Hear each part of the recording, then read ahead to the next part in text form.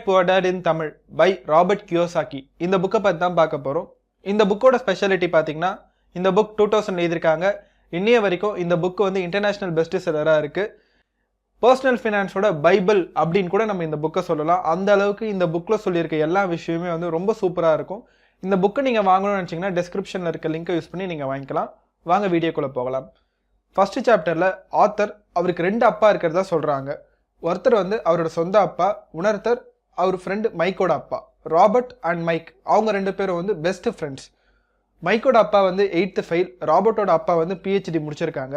ராபர்ட்டுக்கு ஒரு குழப்பம், யார் சொல்றத அவர் கேட்கணும் அப்படின்னு சொல்லிட்டு. அவர் இந்த சாப்டர்ல சொல்லியிருக்க எல்லாமே வந்து அவரோட ட்ரூ ஸ்டோரி எக்ஸ்பிளைன் பண்ணியிருப்பாங்க, எப்படி அவர் பணக்காரங்க ஆவறது அப்படின்ட்டு. ஃபர்ஸ்ட் சாப்டர்ல ஆத்தர் ஏன் நம்ம பணத்தை பத்தி படிக்கணும் அப்படின்னு சொல்றாங்க. அதுக்கு அவங்க கொடுக்குற முக்கியமான ரீசன் பார்த்தீங்கன்னா, ஏன்னா எந்த இன்ஸ்டியூட்லையும் உங்களுக்கு பணத்தை பற்றி சொல்லித்தர மாட்டாங்க. எல்லாரும் பணத்தை எப்படி மேனேஜ் பண்ணுறது அப்படின்னு சொல்லி தருவாங்க. பட் அந்த பணம் எப்படி ஒர்க் ஆகுது ஆர் அந்த பணத்தை எப்படி மல்டிப்ளை பண்ணுறது அப்படின்னு சொல்லி தர மாட்டாங்க. Poor person or middle class people வந்து ஃபினான்ஷியல் ஸ்ட்ரகிளோடு இருக்கிறதுக்கு ரொம்ப முக்கியமான காரணமாக ஆத்தர் இதை சொல்கிறாங்க. நீங்கள் ஒரு ஸ்டாட்டிஸ்டிக்ஸ் எடுத்து பார்த்தீங்கன்னா அதில் வெறும் 3% ஆஃப் தி பீப்புள் தான் பணக்காரங்களாக இருப்பாங்க. மீதி இருக்க 97% ஆஃப் தி பீப்புள் வந்து அந்த 3%க்காக ஒர்க் பண்ணுவாங்க. ஆத்தர் இந்த சாப்டரில் அவங்க 2 அப்பாவுக்கும் உள்ள கேரக்டர் டிஃப்ரென்ஸை பற்றி ரொம்ப சூப்பராக சொல்லியிருப்பாங்க. ஏன்னா அவங்க 2 பேரும் அவங்கவுங்க ஃபீல்டில் சக்ஸஸ்ஃபுல்லாக இருக்காங்க. பட் பணம் சம்மந்தப்பட்ட ஃபீல்டில் 2 பேரோட பாயிண்ட் ஆஃப் வியூ வேறுபட்டு இருக்குது. அதை பற்றி அவர் சொல்லியிருப்பாங்க. அவரோட புவர் டாட் பார்த்தீங்கன்னா பணம் தான் எல்லா பிரச்சனைக்கும் காரணம், பணம் இருக்கவங்களாம் கெட்டவங்க, பணம்னா மரத்திலே காய்க்குது இப்படின்ற ஒரு மைண்ட் செட்டில் இருப்பாங்க. இப்போ ஃபார் எக்ஸாம்பிள் ரோட்டில் ஒரு கார் போகுதுன்னா அந்த காரை அவங்க வாங்கணும்னு நினச்சா கூட என்னால் இந்த கார்லாம் வாங்க முடியாது, நான் எப்படி வாங்க முடியும் அப்படின்ற ஒரு நெகட்டிவ் மைண்ட் செட்டோடு இருப்பாங்க. அதனால அவர் பையனுக்கு அவர் கொடுக்குற அட்வைஸ் பார்த்தீங்கன்னா, நல்லா படித்து நல்ல வேலைக்கு போய் நல்லா சம்பாரி, நல்ல லைஃப்பில் செட்டில் ஆகிடு அப்படின்னு சொல்லுவாங்க. அண்ட் இதுக்கப்புறம் அவங்க சொல்கிற இன்னொரு முக்கியமான அட்வைஸ் பார்த்தீங்கன்னா, பண விஷயத்தில் ரொம்ப கேர்ஃபுல்லாக இரு. அண்டு கவர்மெண்ட் இதுலேயும் கொஞ்சம் கேர்ஃபுல்லாக இரு. ஏன்னா கவர்மெண்ட் வந்து பணக்காரங்க கிட்டேருந்து டேக்ஸ்லாம் வாங்காமல் நம்மள மாதிரி ஆளுங்கிட்டேருந்து டேக்ஸ் வாங்குவாங்க அப்படின்ட்டு அவரோட புவர் டாட் சொல்லிட்டு இருப்பாங்க. புவர் பர்சன் மென்டாலிட்டியில் இன்னும் காமனான ஒரு விஷயம் பார்த்தீங்கன்னா ஜாப் செக்யூரிட்டி அப்படின்றது ஒன்று இருக்கும். நம்ம எல்லார் வீட்லேயுமே வந்து சொல்லியிருப்பாங்க, நல்ல வேலைக்கு போ, வேலை தான் முக்கியம் அப்படின்ற மாதிரி சொல்லியிருப்பாங்க. ஏன்னா பணம் தான் ரொம்ப முக்கியம் அப்படின்ற, பணத்து பின்னாடி ஓடு அப்படின்ற மாதிரி சொல்லியிருப்பாங்க நம்ம வீட்டில். ஸோ இதெல்லாம் வந்து ஒரு புவர் பர்சன் மைண்ட் செட்டை குறிக்கும்.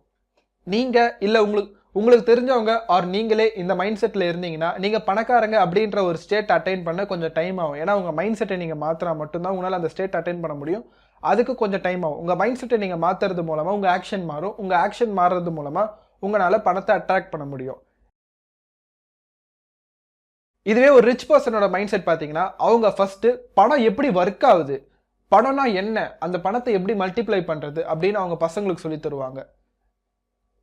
ஃபார் எக்ஸாம்பிள் நிறைய குடும்பம் வந்து பரம்பரையாக பணக்காரங்களாக இருப்பாங்க. அதுக்கு முக்கியமான காரணம் என்னன்னா, அவங்க பசங்களுக்கு பணம் எப்படி ஒர்க் ஆகுதுன்னு சொல்லி தருவாங்க. அவங்களோட ரீசன் பார்த்தீங்கன்னா, இந்த உலகம் வந்து பணத்தை நோக்கி ஓடுற உலகம். ஸோ பணம் இல்லைனா தான் இந்த உலகத்தில் பிரச்சனை. அப்படி இருக்கிறதுனால அவங்க பசங்களுக்கு அவங்க நிறைய விஷயம் சொல்லி தருவாங்க. இந்த கார் எக்ஸாம்பிளுக்கே வருவோமே, இந்த கார் எக்ஸாம்பிள் ஒரு புவர் பர்சன் யோசிச்ச விதம் நம்ம பார்த்தோம். இதே ஒரு ரிச் பீப்புள்னா அந்த காரை நான் எப்படி வாங்குறது அப்படின்னு அவங்க யோசிப்பாங்க. அவங்க காரை எப்படி வாங்குறது அப்படின்னு யோசிக்கும் போது அவங்க பிரெயின் வந்து ஆக்டிவேட் ஆகும். புவர் பர்சன் கேஸில் அவங்க பிரெயின் வந்து அந்த இடத்தோட நின்றுரும், ஒர்க் ஆகாது. ஏன்னா அவங்க காரை வாங்கக்கூடாதுன்னு நினச்சிட்டாங்க. பட் ரிச் பர்சன் கேஸில் வந்து அவங்க பிரெயின் வந்து ஒர்க் ஆக ஆரம்பிக்கும். இந்த ஐட்டமை நான் எப்படி வாங்குறது, இல்லை இந்த பொருளை நான் எப்படி வாங்குறது, அதுக்கு நான் என்ன பண்ணணும் அப்படின்ற மாதிரி அவங்க யோசிக்க ஆரம்பிப்பாங்க. அப்படின்ற மாதிரி அவங்க ஒர்க் பண்ண ஆரம்பிப்பாங்க. அண்டு டேக்ஸை ரிச் பர்சன் எப்படி பார்க்குறாங்கன்னா, இது நான் கஷ்டப்பட்டு சம்பாரிச்ச பணம், நான் ஏன் இதை தூக்கி கவர்மெண்ட்டுக்கு தரணும் அப்படின்னு பார்க்குறாங்க. ஸோ டேக்ஸ்லேருந்து எஸ்கேப் ஆகிறதுக்கு என்னென்ன வழியோ அந்த வழியை யூஸ் பண்ணி அவங்க வந்து போயிட்டு இருக்காங்க. இது வந்து ஒரு ரிச் பர்சனோட point of view. And rich பர்சனோட இன்னொரு முக்கியமான பாயிண்ட் ஆஃப் வியூ பார்த்தீங்கன்னா, அவங்கள பொறுத்தவரை அவங்களோட ஹவுஸ் தான் இருக்கிறதுல பெரிய லைபிலிட்டினா எந்த ஒரு விஷயம் உங்களோட பேக்கெட்லேருந்து பணத்தை எடுக்குதோ அது வந்து லைபிலிட்டி. இதுவே நீங்கள் புவர் பர்சன் பார்த்தீங்கன்னா அவங்க ஹவுஸை வந்து அவங்க அசெட்டு நினச்சிட்டு இருப்பாங்க. அவங்களோட வீடு தான் அவங்களோட பெரிய சொத்து அப்படின்னு நினச்சிட்டு இருப்பாங்க. சேம் டைம் ரிச் பர்சன் வந்து ஜாப் செக்யூரிட்டி பின்னாடி போக மாட்டாங்க. அவங்க அதை விட ஸ்கில்ஸுக்கு ரொம்ப இம்பார்ட்டன்ஸ் தருவாங்க. ஏன்னா மணின்றது ஒரு டெம்பரவரி, ஸ்கில்ஸ் வந்து பெர்மனெண்ட்டாக இருக்கும். நம்மக்கிட்ட ஜாபே இல்லைனாலும் நம்ம கற்றுக்கிட்ட ஸ்கில்லை வச்சு நம்மளால் பணம் சம்பாதிச்சிட முடியும். இது எல்லாத்துக்கும் மேலே இது 2 லைனில் சொல்லணும்னா, ரிச் பர்சன் பணத்துக்காக ஒர்க் பண்ண மாட்டாங்க, பணத்தை அவங்களுக்காக ஒர்க் பண்ண வைப்பாங்க. இதுதான் ரிச் பர்சனுக்கும் புவர் பர்சனுக்கும் உள்ள மைண்ட் செட் டிஃப்ரென்ஸ். இந்த ஸ்டோரியில மைக்கோட அப்பா வந்து ரிச் பர்சன் மென்டாலிட்டியில இருக்காரு, ராபர்ட்டோட அப்பா வந்து புவர் பர்சன் மென்டாலிட்டியில இருக்காரு. ஸோ ராபர்ட் யார் சொல்றதை கேட்டு பணக்காரங்களா ஆகுறாங்க அப்படின்றதும், அண்ட் அவர் பணம் சேவ் பண்ண என்னென்ன மெத்தட்ஸ் எல்லாம் யூஸ் பண்றாரு, போனஸாக நான் என்ன சொல்லுவேன்னா, இந்த புக்கு வந்து யூஎஸ் பேஸ்டு புக், அதனால அவங்க சொல்லியிருக்க விஷயம்லாம் யூஎஸ்ல அப்ளை ஆகும். பட் இந்தியாவில் இந்த விஷயத்த நம்ம எப்படி அப்ளை பண்ணுறது, எப்படி சேஞ்ச் பண்ணி அப்ளை பண்ணுறது, ஆர் இதை நீங்கள் ப்ராக்டிக்கலாக நீங்கள் அப்ளை பண்ணும்போது உங்களுக்கு என்னென்ன ப்ராப்ளம் வரும் அப்படின்ட்டு ஒரு சின்ன எக்ஸ்பெரிமெண்ட் பண்ணி பார்த்துட்டு நாங்கள் சொல்லுவோம். ஸோ இது வந்து ஒரு போனஸ். நான் சொல்கிறது எல்லாமே ஒரு சஜஷன் மாதிரி தான் இருக்கும். பிடிச்சிருந்தா நீங்கள் ஃபாலோ பண்ணலாம். இப்போ சாப்டர் 1ல் பார்த்தீங்கன்னா ஒரு விஷயத்த மெயினாக சொல்லியிருப்போம். Rich don't work for money, rich make money work for them அப்படின்ற ஒரு விஷயத்த சொல்லியிருப்போம். இந்த ஒரு விஷயத்த எப்படி அவங்க பண்ணுறாங்க அப்படின்றது தான் இந்த சாப்டர் 2ல் நம்ம பார்க்க போகிறோம். அதை கொஞ்சம் டீட்டெயிலாக எலாபரேட்டாக பார்ப்போம். நம்ம ஃபஸ்ட்டு சாப்டரில் நிறைய விஷயம் பேசியிருப்போம். அதை ஒரு விஷயமும் ஒரு சாப்டரில் நல்லா எலாபரேட்டாக பார்ப்போம். ராபர்ட் வந்து அவங்க அப்பா கிட்ட போய் கேட்குறாரு, அப்பா எப்படி இப்போ பணக்காரன் ஆகுறதுன்னு எனக்கு சொல்லிக் கொடுங்க அப்படின்ட்டு. அவங்க அப்பா வந்து நியூஸ் பேப்பர் படிச்சுட்ருக்காரு. சரி, அவங்க அப்பா உடனே கேட்குறாரு, ஏன் உனக்கு பணக்காரன் ஆகணும் அப்படின்ட்டு. கேட்ட உடனே ராபர்ட் வந்து அதுக்கு ஒரு ராபர்ட் என்ன சொல்கிறாரு அப்படின்னா, அவரோட ஸ்கூலில் வந்து ஜிம்மின்னு ஒரு பையன் இருக்கான். அவங்க அம்மா வந்து எல்லாரையும் வந்து வெளியே கூப்பிட்டு போகிறாங்க பார்ட்டிக்கு, என்னையும் மைக்கையும் வந்து இன்வைட் பண்ணல, கேட்டால் நாங்கள் வந்து புவர் கிட்ஸ் அப்படின்னு சொல்லிட்டு எங்களை அவாய்ட் பண்ணிட்டாங்க அப்படின்னு சொல்கிறாரு. அதுக்கு ராபர்ட்டோட அப்பா வந்து பார்த்தீங்கன்னா, அவங்க அப்படியா சொன்னாங்க அப்படின்னு சொல்லிட்டு அவர் மட்டும் திருப்பி நியூஸ் பேப்பர் படிக்க ஆரம்பிச்சிடுறாரு. ஸோ உடனே ராபர்ட்டுக்கு வந்து ஒரு மாதிரி டிஸப்பாயிண்ட் ஆகிடுறாரு. என்னடா நம்ம அப்பா எதுவுமே சொல்லித்தர மாட்டுறாரு அப்படின்ட்டு. ஸோ இதை பார்த்து கடுப்பான ராபர்ட் வந்து திருப்பியும் கேட்குறாரு, அப்பா எனக்கு சொல்லிக் கொடுங்கப்பா எப்படி இது பண்ணுறது அப்படின்ட்டு. அதுக்கு உடனே அவங்க அப்பா வந்து ஒரு நார்மல் மிடில் கிளாஸ் பர்சன், அவங்க அப்பாவுக்கு எப்படி பணம் சம்பாதிக்கிறதுன்னு உண்மையிலே தெரியல. அதுக்கு அவங்க அப்பா என்ன ரிப்ளை பண்ணுறாரு அப்படின்னா, நீ உன்னோட மூளை யூஸ் பண்ணு, நல்ல வேலைக்கு போ, நல்லா சம்பாரி, நிறைய இது பண்ணு அப்படின்ற மாதிரி சொல்கிறாரு. ஸோ இந்த அட்வைஸை கேட்டு ராபர்ட்டும் போயிட்டு அடுத்த நாள் காத்தால வந்து மைக்கும் ராபர்ட்டும் வந்து பேசுகிறாங்க. நம்ம எப்படியாவது பணம் சம்பாதிக்கணும் அப்படின்னு முடிவு பண்ணிவிட்டு அவங்க 2 பேரும் வந்து ஒரு பிளான் போடுறாங்க, எப்படி நம்ம பணம் சம்பாதிக்கலாம் அப்படின்ட்டு. அவங்களுக்கு நிறைய ஐடியா தோணுது. இப்போ நிறைய ஐடியா டிஸ்கஸ் பண்ணுறாங்க, இப்படி பண்ணலாமா அப்படி பண்ணலாமான்ட்டு சண்டே கொஞ்சம் பண்ணுறாங்க. ஸோ பண்ணும்போது அவங்களுக்கு திடீர்னு ஒரு சூப்பரான ஒரு ஐடியா வந்து ஸ்ட்ரைக் ஆகுது. அந்த காலத்தில் பார்த்தீங்கன்னா டூத் பேஸ்ட்டில் வந்து நிக்கலில் பண்ணிகிட்டு இருப்பாங்க. அவங்க சயின்ஸ் புக்கில் ஏதோ ஒன்று படிச்சிருக்காங்க. அதை வச்சு என்ன ஐடியா பண்ணுறாங்கன்னா, இந்த டூத் பேஸ்ட்டில் இருக்க நிக்கலை நம்ம ஏன் லெட்டாக கேஷ் பண்ணக்கூடாது அப்படின்னு ஒரு ஐடியா பண்ணி அவங்க 2 பேரும் இறங்குறாங்க. ஸோ அவங்களுக்கு தெரிஞ்ச மெத்தடு ஒரு சின்ன இது செட்டப் மாரி பண்ணி அவங்க 2 பேரும் பண்ணுறாங்க. ஸோ ஒரு வீக்கெண்டில் இது பண்ணிகிட்ருக்காங்க. உடனே வந்து ராபர்ட்டோட கராஜில் தான் பண்ணுறாங்க. ராபர்ட் அப்பா வந்து இதை பார்க்குறாரு. பார்த்துட்டு அவங்க அப்பா சிரிச்சிடுறாரு. சிரிச்சுட்டு என்ன பண்ணுறீங்க அப்படின்னு கேட்கும்போது அவங்க இதெல்லாம் எக்ஸ்பிளைன் பண்ணுறாங்க. அதுக்கு அவங்க அப்பா சொல்கிறாரு, இதெல்லாம் பண்ணக்கூடாது, இது வந்து இல்லீகல் அப்படின்றாரு. அவங்களுக்கு உடனே ரொம்ப டிசப்பாயிண்ட் ஆகிடுறாங்க. ஏன்னா அவங்க ஆரம்பித்த ஒரு பிஸ்னஸ் வந்து ஒரே வாரத்தில் மூடிட்டாங்க அப்படின்றனால. ஸோ அப்போ தான் வந்து அவங்க அப்பாவுக்கு வந்து உண்மையிலே வந்து ராபர்ட் இவ்வளோ சீரியஸாக இருக்கான் இந்த விஷயத்தில் அப்படின்ற ஒரு விஷயம் புரியுது. அவங்க அப்பா வந்து பேசுகிறாரு, உனக்கு உண்மையிலே வந்து நீ பணக்காரன் ஆகணும் ஆசைப்பட்ட அப்படின்னா நீ வந்து மைக்கோட அப்பாவை கேளு, ஏன்னா கண்டிப்பாக அவருக்கு தெரியும். ஸோ உடனே மைக் வந்து ஷாக் ஆகிடுறேன், என்னது எங்கள் அப்பாவா அப்படின்ட்டு. ஸோ அதுக்கு வந்து ராபர்ட்டோட அப்பா என்ன சொல்கிறாரு அப்படின்னா, உங்கள் அப்பா வந்து ஒரு பிஸ்னஸை பில்ட் பண்ணிகிட்ருக்காரு, எனக்கு உங்கள் அப்பாவும் ஒரே பேங்கர் தான் இருக்காங்க, அந்த பேங்கர் வந்து பண விஷயத்தில் உங்கள் அப்பா ரொம்பவே இன்டெலிஜென்ட், அடிக்கடி சொல்லுவாங்க அப்படின்ற மாதிரி சொல்கிறாரு. ஸோ இந்த 2 பசங்களுக்கும் திருப்பி க்யூரியாசிட்டி வருது. சரி ஓகே நம்ம மைக்கோட அப்பாவை கேட்கலாம் அப்படின்ட்டு அவங்க வந்து ஒரு டேட் அப்பாயின்மெண்ட் மாதிரி ஃபிக்ஸ் பண்ணுறாங்க. இந்த டைமில் வந்து மைக்கோட அப்பாவை போய் பார்க்கலாம் அப்படின்ட்டு. ஸோ அப்பாயின்மெண்ட் ஃபிக்ஸ் பண்ணிவிட்டு அவங்க அப்பாவை போய் பார்க்குறாங்க. பார்க்கும்போது ஸோ அவங்க அப்பா என்ன சொல்கிறாரு அப்படின்னா, நான் கிளாஸ் ரூம் ஸ்டைலெலாம் உங்களுக்கு சொல்லித்தர மாட்டேன், நீங்கள் வந்து எனக்கு வேலை செய்யணும், நீங்கள் எனக்கு வேலை செஞ்சிங்கன்னா நான் உங்களுக்கு எப்படி பணம் சம்பாதிக்கிறதுன்னு சொல்லித்தரேன் அப்படின்ற மாரி அவங்க அப்பா சொல்கிறாரு. சொல்லிவிட்டு நான் வந்து உங்களுக்கு 10 cents per hour, அதாவது ஒரு ஹவருக்கு நான் 10 ரூபா பே பண்ணுறேன் அப்படின்ற மாதிரி அவங்க அப்பா சொல்கிறாரு. நீங்கள் எனக்கு வந்து வாரத்துக்கு 3 hour வேலை செய்யணும் அப்படின்ற மாதிரி சொல்கிறார். சாட்டர்டே 3 hour வேலை செய்யணும். ஸோ இதுதான் வந்து அவரோட ஆஃபர். அவர் என்ன சொல்கிறாருன்னா, 10 செகண்ட் தான் டைம், இந்த ஆஃபர் வேணும்னா எடுத்துக்கோ, இல்லைனா இங்கேருந்து கிளம்பு அப்படின்ற மாரி கொஞ்சம் ஃபோர்ஸ் பண்ணுறாரு அவங்கள. ஸோ யோசிச்சுட்டு அப்படியே வந்து ராபர்ட்டும் மைக்கும் என்ன பண்ணுறாங்க, சரி ஓகே நம்மளுக்கு கிடச்சது இதுதான் அப்படின்னு சொல்லிட்டு ஆஃபர் எடுத்துக்கிறாங்க. ஃபஸ்ட்டு எடுத்துக்கிட்டு 3 வாரம் வந்து வேலை செய்கிறாங்க 2 பேருமே தான், மைக் அண்ட் ராபர்ட் 2 பேரும் வேலை செய்கிறாங்க. 2 பேரும் வேலை செய்யும்போது பார்த்தீங்கன்னா 3 வாரம் வேலை செய்கிறாங்க. மைக்கோட அப்பா வந்து எதுவுமே பேசலை, வாய் திறந்து ஒரு வார்த்தை கூட பேசலை. உடனே வந்து ராபர்ட் வந்து கடுப்பாயிட்டான், என்னடா நான் வந்து இவ்வளோ கம்மியான பேக்கு வேலை செய்கிறேன், ஆனால் இவங்க எனக்கு எதுவுமே சொல்லித்தர மாட்டாங்கன்னு கடுப்பாயிட்டு 4th வீக் என்ன பண்ணுறான்னா மைக் கிட்ட சொல்கிறான், நான் வந்து இதோட குவிட் பண்ணிட்டு போகிறேன் 1 மாதத்தோட அப்படின்ற மாதிரி சொல்கிறான். மைக் வந்து சிரிச்சுக்கிட்டே சொல்கிறான், எங்கள் அப்பா வந்து இது நடக்கும்னு சொன்னார், ஸோ நீ எப்போ இந்த மாதிரி சொல்கிறியோ அப்போ வந்து உன்னை அவரை பார்க்க சொன்னார் அப்படின்ற மாதிரி வந்து மைக் சொல்கிறான். சொன்னோடனே ராபர்ட்டுக்கு ஒரு ஆச்சரியம், என்னடா அப்போ நான் குவிட் பண்ணணும்னு நீங்கள் வெயிட் பண்ணிட்டு இருந்தீங்களா அப்படின்ற மாதிரி ஒரு ராபர்ட்டுக்கு ஒரு ஆச்சரியம். அடுத்த நாள் என்னதான் சொல்கிறாங்கன்னு போய் பார்ப்போமேன்னு ராபர்ட் போய் பார்க்குறாரு. பார்க்கும்போது பார்த்தீங்கன்னா மைக்கோட அப்பா வந்து ராபர்ட் என்ன சொல்கிறாருன்னா, லைனில் வெயிட் பண்ண சொல்கிறாரு. ஸோ அவரும் லைனில் வெயிட் பண்ணிகிட்டு இருக்காரு. ஒரு 1 hour கழித்து பொறுமையாக வந்து மைக்கோட அப்பா வந்து வராரு. வந்து பேசுகிறாரு என்ன ஆச்சு அப்படின்ட்டு. கேட்கும் போது தான் வந்து மைக் அதாவது ராபர்ட் ரொம்பவே கடுப்பாயிட்டான். அதாவது இந்த லோவாக பே பண்ணது, லைனில் வெயிட் பண்ண சொன்னது, இந்த மாதிரி விஷயத்தில் கடுப்பாயிட்டு அவன் கேட்குறான், நீங்கள் வந்து ரொம்ப இது பண்ணுறீங்க, நீங்கள் சைல்டெல்லாம் வச்சு வேலை வாங்குறீங்க, சைல்டு லேபர், நீங்கள் அதுவும் இல்லாமல் கம்மியாக பே பண்ணுறீங்க, நீங்கள் அதேமாதிரி எனக்கு சொல்லித்தரேன்னு சொன்னீங்க, நீங்கள் வந்து எனக்கு எதுவுமே சொல்லித்தரல, நீங்கள் ஏமாற்றிட்டீங்க அப்படின்ற மாதிரி சொல்கிறான். சொன்னோடனே இதுக்கு மைக்கோட அப்பா வந்து ரிப்ளை பண்ணுறாரு, நான் வந்து உனக்கு சொல்லி கொடுத்துட்டு தான் இருக்கேன் அப்படின்ற மாதிரி சொல்கிறாரு. சொன்னோடனே இல்லை நான் நம்ப மாட்டேன், நான் குவிட் பண்ணுறேன் அப்படின்ற மாதிரி சொல்கிறார். இதை கேட்டு மைக்கோட அப்பா வந்து சிரிச்சிட்டாரு. பரவாயில்லையே, 1 மாதத்துலேயே நீ வந்து என்னோட முக்கால்வாசி எம்ப்ளாயி மாரி பேச ஆரம்பிச்சிட்ட அப்படின்ற மாதிரி சொல்கிறாரு. இதை சொல்லிட்டும் இன்னும் ராபர்ட் வந்து அவர் மேலே கோபமாக தான் இருக்கான். ஸோ வந்து மைக்கோட அப்பா என்ன சொல்கிறாருன்னா, நீ டீச்சிங்குன்னு சொன்னது வந்து இந்த கிளாஸ் ரூமில் போர்டு வச்சு எடுப்பாங்களே அந்த மாரி அப்படி சொல்கிறியான்னு கேட்டார். அதுக்கு ஆப்வியஸ்லி ஒரு 9 வயசு பையன் ஆமாம் அப்படின்ற மாதிரி சொன்னான். அதுக்கு மைக்கோட அப்பா என்ன சொன்னார் அப்படின்னா, உனக்கு லைஃப் ஒன்றும் கிளாஸ் ரூம் வச்சு இப்படிலாம் சொல்லித்தராது, லைஃப் வந்து உனக்கு சுச்சுவேஷன்ஸ், ப்ராப்ளம்ஸ் இது மூலமாக தான் சொல்லித்தரும். ஸோ நானும் உனக்கு அப்படி தான் நான் சொல்லி தந்தேன் அப்படின்ற மாரி அவங்க அப்பா வந்து சொல்கிறாரு. லைஃப் வந்து எல்லாரையும் ஒரு கார்னரில் தள்ளும். சில பேர் வந்து பாதியிலே விட்டுருவாங்க, சில பேர் ஃபைட் பண்ணி மேலே வருவாங்க, சில பேர் வந்து அதுலேருந்து ஒரு லெசனை கற்றுக்கிட்டு அடுத்த லெவலுக்கு போவாங்க அப்படின்ற மாதிரி சொல்கிறாங்க. நீங்கள் எப்போ அந்த லெசனை கற்றுக்கிறியோ அப்போ வந்து நீ வைஸ், வெல்த்தி அண்ட் ஒரு ஹாப்பி மேனாக நீ மாறிடுவ. அதுக்காக தான் நான் வந்து உன்னை புஷ் பண்ணேன் அப்படின்ற மாதிரி அவங்க அப்பா வந்து ரீசன் கொடுக்குறாரு. அண்ட் கூட இன்னொரு விஷயம் சொல்கிறார், நீ வந்து இந்த பாதியிலே கிவ் அப் பண்ணுற டைப்பாக இருந்த அப்படின்னா நீ உன் வாழ்க்கையில் கடைசி வரைக்கும் இப்படி தான் கஷ்டப்பட்டுட்டு இருக்கணும், கடைசி வரைக்கும் ஒரு பே செக் பின்னாடி ஓடிட்டே தான் இருக்கணும், நீ எப்போவுமே வந்து ஒரு ஃபினான்ஷியல் ஸ்ட்ரகிளோட தான் இருப்ப, எப்படியாவது நம்மளுக்கு பணம் வந்துடும் உட்காந்துன்னு தான் இருப்பேன், ஆனால் அது எப்படி வரும்னே உனக்கும் தெரியாது, அது வரவும் போகிறது கிடையாது அப்படின்ற மாதிரி சொல்கிறாரு. ராபர்ட்டுக்கு வந்து அப்படியே அவங்க அப்பாவை இது பண்ணுற மாதிரி இருக்கும். ஏன்னா அவங்க அப்பா வந்து ராபர்ட்டோட உண்மையான அப்பா வந்து இப்படி தான் உட்காந்துட்டு இருப்பார், நம்மளுக்கு பணம் வந்துரும்ட்டு. ராபர்ட்டுக்கு வந்து ஓகே இவங்க சொல்கிறதுல ஏதோ ஒரு விஷயம் இருக்குது, ஏதோ ஒரு பாயிண்ட் ஆஃப் வியூ டிஃப்ரென்ஸ் இருக்குது அப்படின்னு சொல்லிட்டு ராபர்ட் வந்து இப்போ தான் ஒத்துக்கிறாரு. ஓகே அதாவது அவங்க அப்பா சொல்கிற இதுக்கும் ரிச் டேட் சொல்கிற இதுக்கும் நிறைய வித்தியாசம் இருக்குது அப்படின்ற மாதிரி இப்போ தான் ஒத்துக்கிட்டு அவங்க என்ன சொல்கிறாங்க அப்படின்னா, அதுக்கப்புறம் ரிச் டேட் இன்னொரு அட்வைஸ் பண்ணுறாரு. ஆனால் ராபர்ட் இதை ஒத்துக்கிட்டாலும் பட் ஸ்டில் வந்து அவருக்கு இன்னும் கோபம் இருக்குது, அவருக்கு வந்து அண்டர் பே பண்ணிட்டாங்க அப்படின்ட்டு. ஏன்னா அவர் மூஞ்ச பார்த்தாலே தெரியுது ரிச் டேடுக்கு.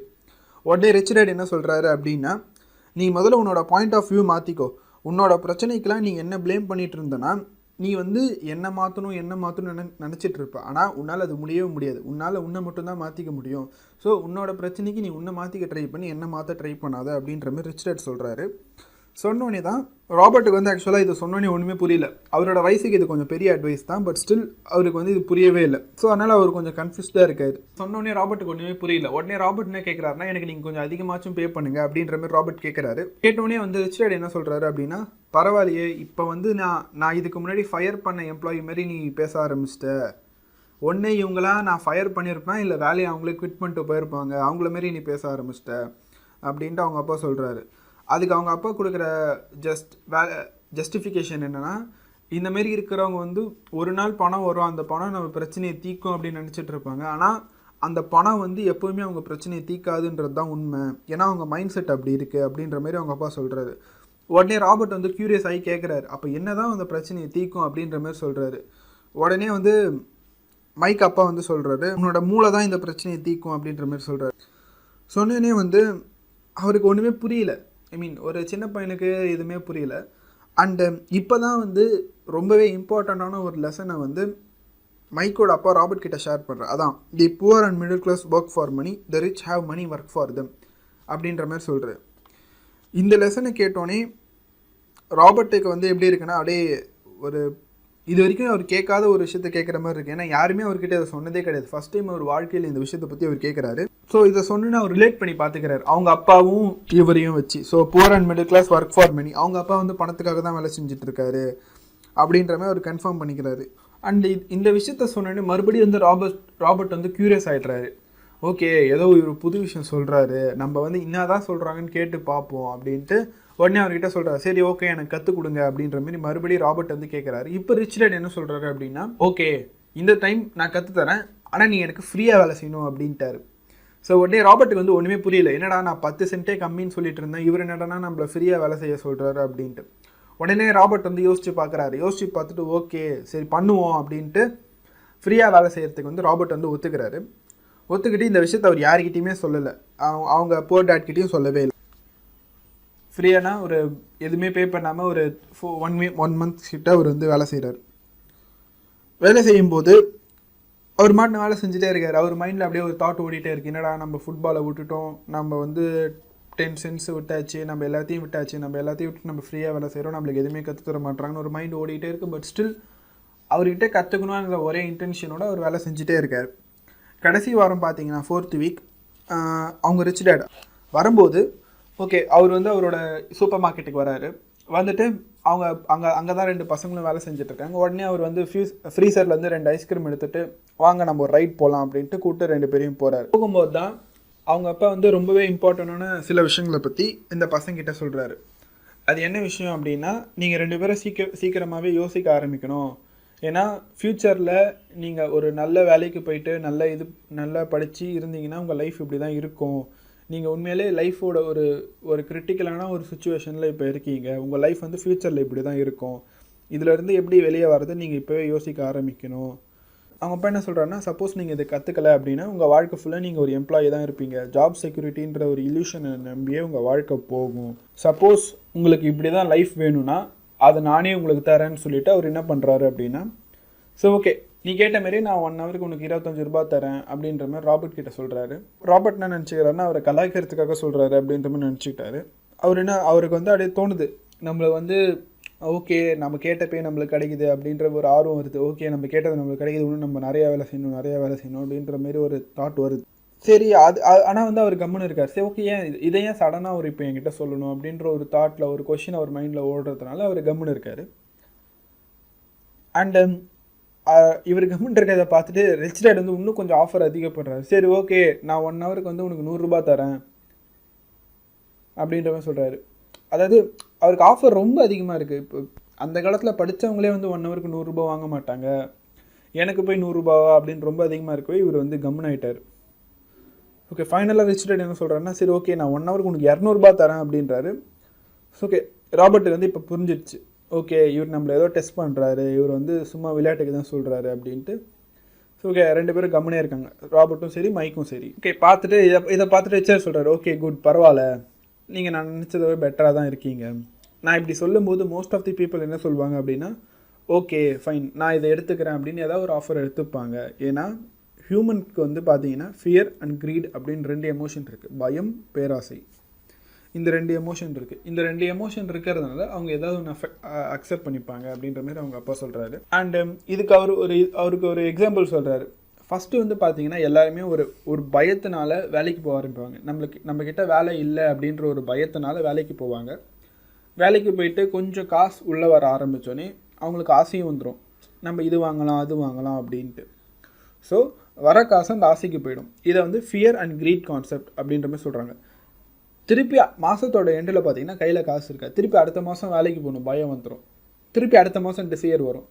ஸோ இது ஒரு சைக்கிள் மாரி போய்கிட்டே இருக்கும். இது தான் வந்து ஆத்தர் வந்து ரேட் ரேஸ் அப்படின்ற மாதிரி சொல்கிறாங்க. அண்டு இது ரொம்ப ப்ரிடாமினண்ட்டான இருக்கிற ஒரு விஷயம் தான் இது. இந்த இஎம்ஐ கட்டுறவங்கலாம் பார்த்தீங்கன்னா இந்த விஷயம் கண்டிப்பாக இருக்கும். ஒரு ஃபஸ்ட்டு நம்ம கையில் எதுவும் இருக்காது, ஒரு பயத்தில் வேலைக்கு போவாங்க. கொஞ்சம் இன்கம் கையில் வர ஆரம்பித்தோடனே அந்த இன்கம் வச்சு இஎம்ஐயில் ஏதாவது ஒரு ப்ராடக்ட் வாங்கிடுவாங்க. அப்புறம் இஎம்ஐ கட்டணும் அப்படின்ற ஒரு விஷயத்துக்காகவே வந்து அவங்க வாழ்க்கை ஃபுல்லாக வந்து ஓடுற மாதிரி ஆகிடும். ஸோ இது வந்து மிடில் கிளாஸில் பார்த்தீங்கன்னா ரொம்பவே ப்ரிடாமினண்ட்டான இருக்கிற ஒரு விஷயந்தான் இது. அண்ட் வந்து இதை வந்து ஒரு இது பண்ணுறாரு.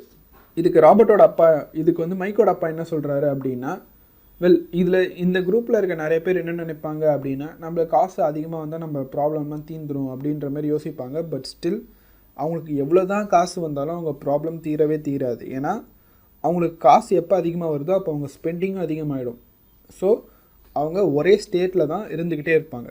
ஒரு 10,000 வரும்போதும் காசு அவங்ககிட்ட கம்மியாக இருக்கிற மாதிரி தான் இருக்கும், 1,00,000 அவங்ககிட்ட வரும்போதும் காசு கம்மியாக இருக்கிற மாதிரி தான் இருக்கும். அண்ட் இதுக்கு காரணம் என்னென்னா, அவங்க வந்து என்ன நினச்சிட்டு இருக்காங்கன்னா, அவங்களோட ஜாப் வந்து ஒரு சொல்யூஷன், அதாவது ஒரு லாங் டேர்ம் ப்ராப்ளத்துக்கு வந்து அவங்க ஜாப் தான் சொல்யூஷன் அப்படின்ற மாதிரி நினச்சிட்டு இருக்காங்க. அதாவது ஒரு ஜாப் கிடச்சிட்டா நம்ம வாழ்க்கை வந்து செக்யூர்டாக இருக்கும், நம்ம யாருக்கும் இது பண்ண வேணாம் அப்படின்ற மாரி ஒரு மைண்ட் செட்டில் அவங்க இருக்கிறதுனால அவங்க அப்படி இருக்காங்க. ஆனால் உண்மையாலே பார்த்தீங்கன்னா ஒரு ஜாப் வந்து ஒரு ஷார்ட் டேர்ம் சொல்யூஷன் தான். ஒரு லாங் டேர்ம் ப்ராப்ளத்துக்கு ஷார்ட் டேர்ம் சொல்யூஷன் தான் ஒரு ஜாப், டெம்பரவரி சொல்யூஷன் தான் ஒரு ஜாப். ஆனால் ஜாப் வந்து பெர்மனன்ட் சொல்யூஷன் கிடையாது. நிறைய பேர் அந்த பெர்மனன்ட் சொல்யூஷன் அப்படின்னு நினைக்கிறதுனால தான் அவங்க இந்த ஸ்டேட்டில் இருக்காங்க அப்படின்றத வந்து ரிச் டேட் வந்து சொல்கிறாரு. இதை வந்து அந்த பசங்களுக்கு வந்து இப்போ தான் ஓரளவுக்கு புரியுது. ஏன்னா இதை வந்து ராபர்ட் வந்து ஈஸியாக வந்து ரிலேட் பண்ணிக்கிறார். அவங்க அப்பா இப்படி தான் நினச்சிட்டு இருக்காரு.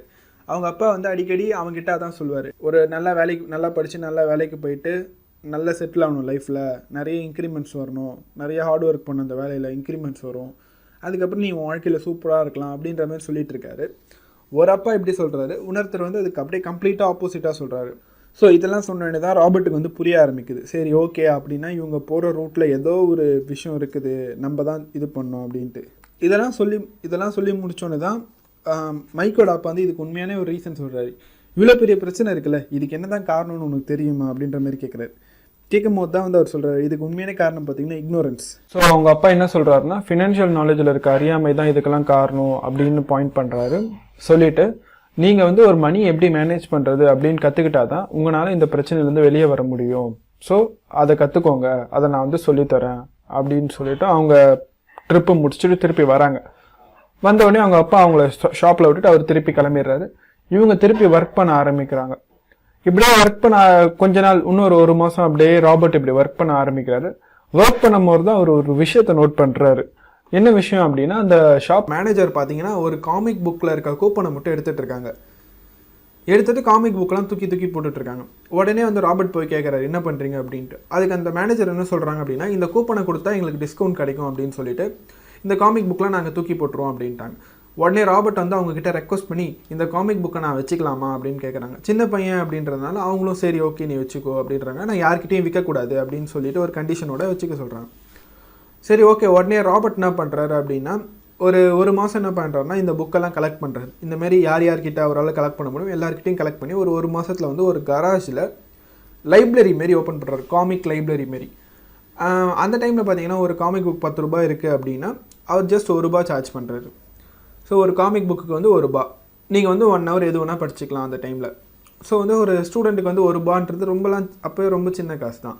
ஸோ ஒரு ஸ்டூடெண்ட் வந்து ₹1 பே பண்ணி 1 ஹவர் படிச்சுக்கலாம். நம்ம வந்து 10 காமிக் புக் வாங்குற இதை வச்சு நம்ம 10 காமிக் புக் இது பண்ணிக்கலாம் அப்படின்ற ஒரு மைண்ட் செட்டில் நிறைய பேர் நிறைய காமிக் புக் இருக்குது. ஸோ வந்து படிக்கலான்ட்டு ஒரு ஆர்வத்தில் 1 ஹவருக்கு ₹1 சார்ஜ் பண்ணுறாரு. ஸோ ஒரு கராஜில் இது பண்ணிவிட்டு அவங்க சிஸ்டரையே வந்து இதுக்கு இன்சார்ஜ் மாதிரி போட்டுட்டு அவர் பண்ணுறாரு. பண்ணும்போது இதை லான்ச் பண்ணுறாரு. அவர் ஸ்கூலில் நல்லா பாப்புலர் ஆகுது, வெளி ஸ்கூலில் நல்லா பாப்புலர் ஆகுது, அதுமாதிரி ஒரு ஸ்கூலில் பாப்புலர் ஆகி நல்லா ஃபேமஸ் ஆகுது. அவருக்கு உடனே கொஞ்சம் காசு வர ஆரம்பிக்குது. உடனே அவர் யோசிக்கிறார், ஓகே இது நல்லா தான் இருக்குது அப்படின்ட்டு அப்படின்ட்டு ராபர்ட் வந்து இதை கொஞ்சம் கொஞ்சமாக டெவலப் பண்ணுறாரு. ஸோ அவருக்கும் ஒரு சின்ன கேஷ் ஃப்ளோ வந்துகிட்டே இருக்குது இதில் இருந்து. அவர் உடனே ஒரு ஆச்சரியப்படுறாரு, ஓகே நம்ம இது வந்து நல்ல மெத்தட் அப்படின்றாரு. உடனே வந்து அடுத்த ஒரு ப்ராப்ளம் வந்து இதாகுது. ஸோ வேறு ஒரு ஸ்கூல் பையன் கூட பிரச்சனை ஆகிட்டு இந்த பிஸ்னஸ் வந்து ஷட் டவுன் பண்ணுற மாதிரி ஆகுது. அதுதான் அவரோட ரெண்டாவது பிஸ்னஸ் ஷட் டவுன் ஆகுது. ஓகே சின்ன பையன் தான், பட் ஸ்டில் அவரோட டெக்னிக்கலி இது அவரோட ரெண்டாவது பிஸ்னஸ், இதுவும் ஷட் டவுன் ஆகுது. பண்ணிட்ட உடனே இந்த ஐடியா வந்து அவர் போய் ரிச் டேட் கிட்ட சொல்கிறார்.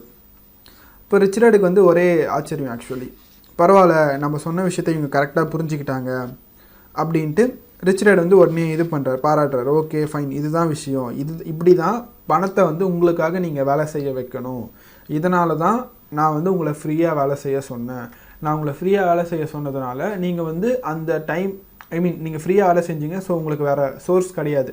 அதாவது உங்களை ஒரு கார்னரில் வந்து புஷ் பண்ணால் தான் நீங்கள் அதிலேருந்து ஏதாவது ஒரு லெசனை கற்றுப்பீங்க அப்படின்ட்டு ரிச் டேட் வந்து இதை முடிக்கிறாரு. சாப்டர் 3 வந்து பார்த்தீங்கன்னா ஃபினான்ஷியல் லிட்ரஸி. அது என்னடா அது ஃபினான்ஷியல் லிட்ரஸி அப்படின்னு கேட்டிங்கன்னா, நம்ம நிறைய இடத்துல வந்து பார்த்துருப்போம். பணக்காரங்களாகிட்டே போவாங்க, ஏழை வந்து இன்னும் ஏழை ஆகிட்டே போவாங்க, மிடில் கிளாஸ் வந்து அப்படியே இருப்பாங்க. ஸோ அப்போ பணக்காரங்களுக்கு தெரிஞ்ச ஏதோ ஒரு விஷயம் பார்த்தீங்கன்னா மிடில் கிளாஸ் அண்டு புவர் பீப்புளுக்கு வந்து தெரியாமல் இருக்கும். அது என்ன விஷயம் அப்படின்றது தான் இந்த வீடியோவில் நம்ம பார்க்க போகிறோம். இதுக்கு ஒரு எக்ஸாம்பிளில் இருந்து நான் ஆரம்பிக்கலாம். நம்ம வீட்டில் அடிக்கடி சொல்கிற ஒரு விஷயம் என்னன்னு பார்த்தீங்கன்னா, நீ வந்து நிறைய பணம் சம்பாதி, நல்ல வேலைக்கு போ, நிறைய சம்பாதி அப்படின்ற மாதிரி எல்லார் வீட்லேயும் சொல்கிற ஒரு காமனான அட்வைஸ்.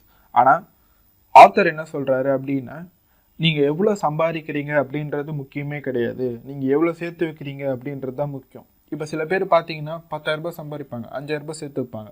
சில பேர் பார்த்தீங்கன்னா 30,000 சம்பாதிச்சுட்டு 5,000 கூட சேர்த்து வைக்காமல் இருப்பாங்க.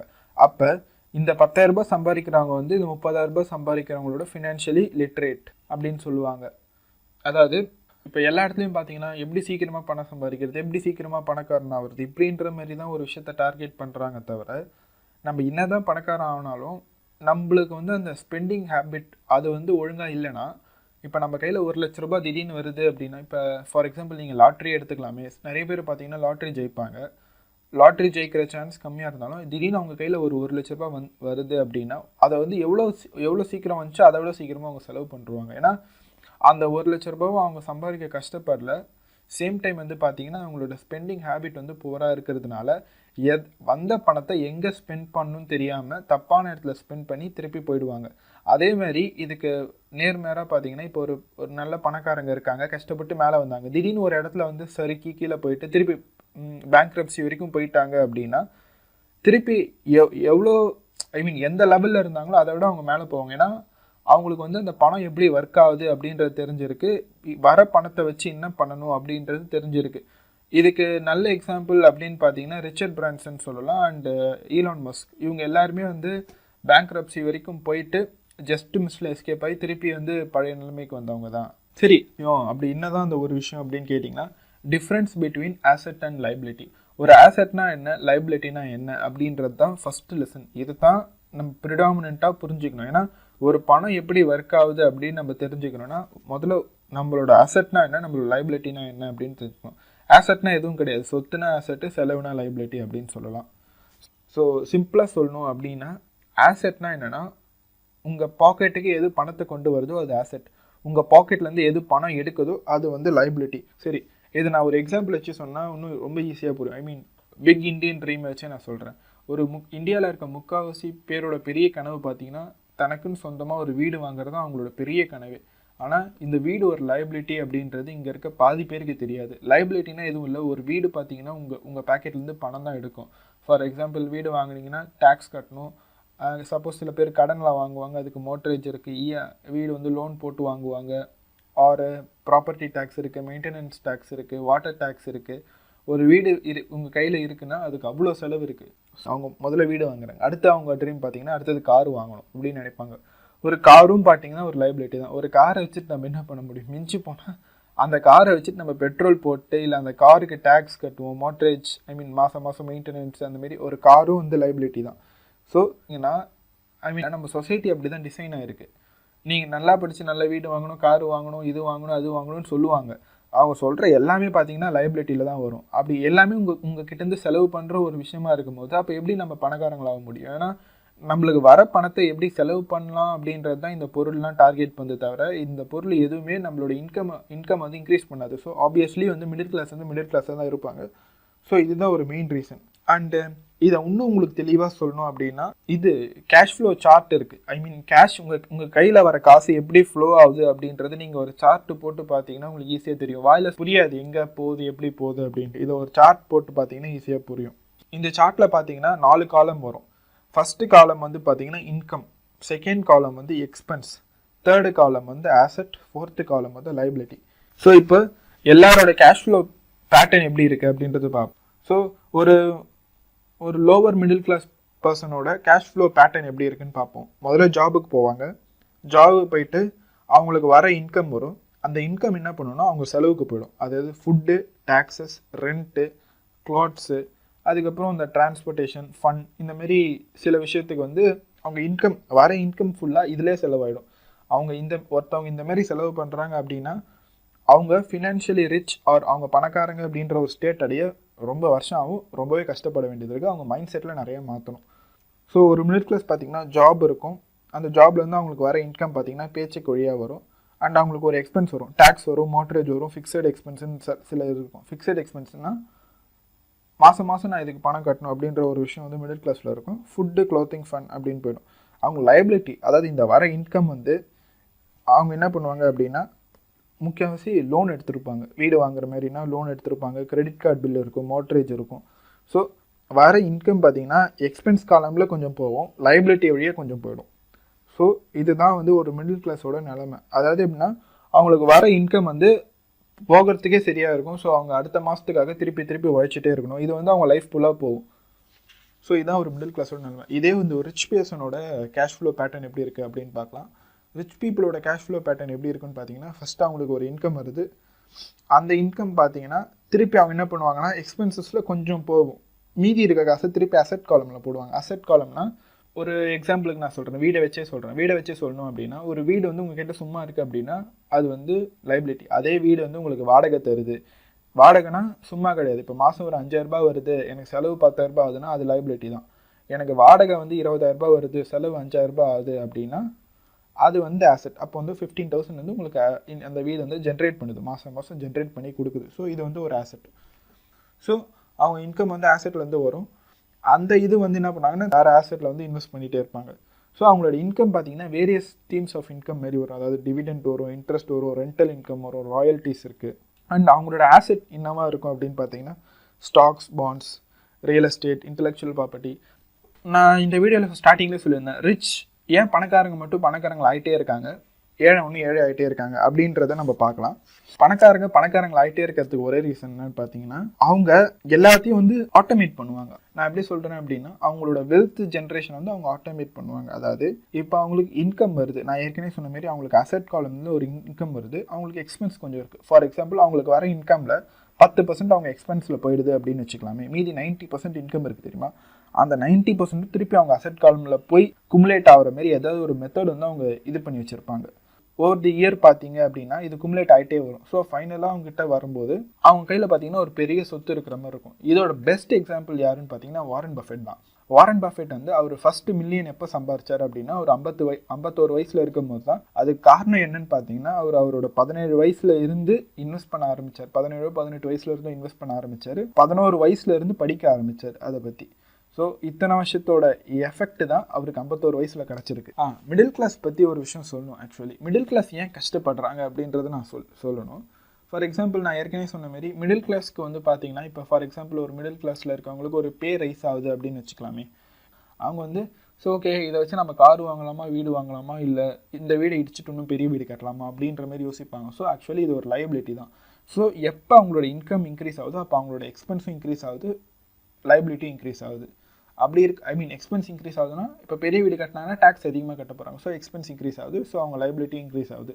ஸோ இதுதான் வந்து ஒரு மிடில் கிளாஸோட நிலைமை. இதனால தான் இந்த ஒரு மைண்ட் செட்னால தான் மிடில் கிளாஸ் வந்து கஷ்டப்படுறாங்க. ஸோ இந்த மைண்ட் செட்டை மாற்றுறது மூலமாக நம்ம வந்து ஐ மீன் ஒரு மிடில் கிளாஸில் இருந்து அப்பர் மிடில் கிளாஸ் இல்லை ஒரு ரிச் பர்சன் அந்த மாதிரி ஒரு இதை வந்து நம்மளால் அடைய முடியும். ஸோ மைண்ட் செட் தான் இதோட கீ. மிடில் கிளாஸ் வந்து ஃபஸ்ட் அவங்க இன்கம் வருது, அவங்க ஒரு ஓனருக்காக வேலை செய்வாங்க. அடுத்தது அவங்க எக்ஸ்பென்ஸ் வருது, அந்த எக்ஸ்பென்ஸ் வந்து முக்கால்வாசி அது வந்து கவர்மெண்ட்காக அவங்க வேலை செய்வாங்க. அடுத்தது அவங்க பேங்க்குக்கு வந்து லோனை ரீபே பண்ணுவாங்க, ஆர் மோட்டரேஜ் வேல்யூ சம்திங் ஏதோ ஒன்று இருக்கும், அது வந்து அவங்க பேங்க்குக்காக வேலை செய்வாங்க.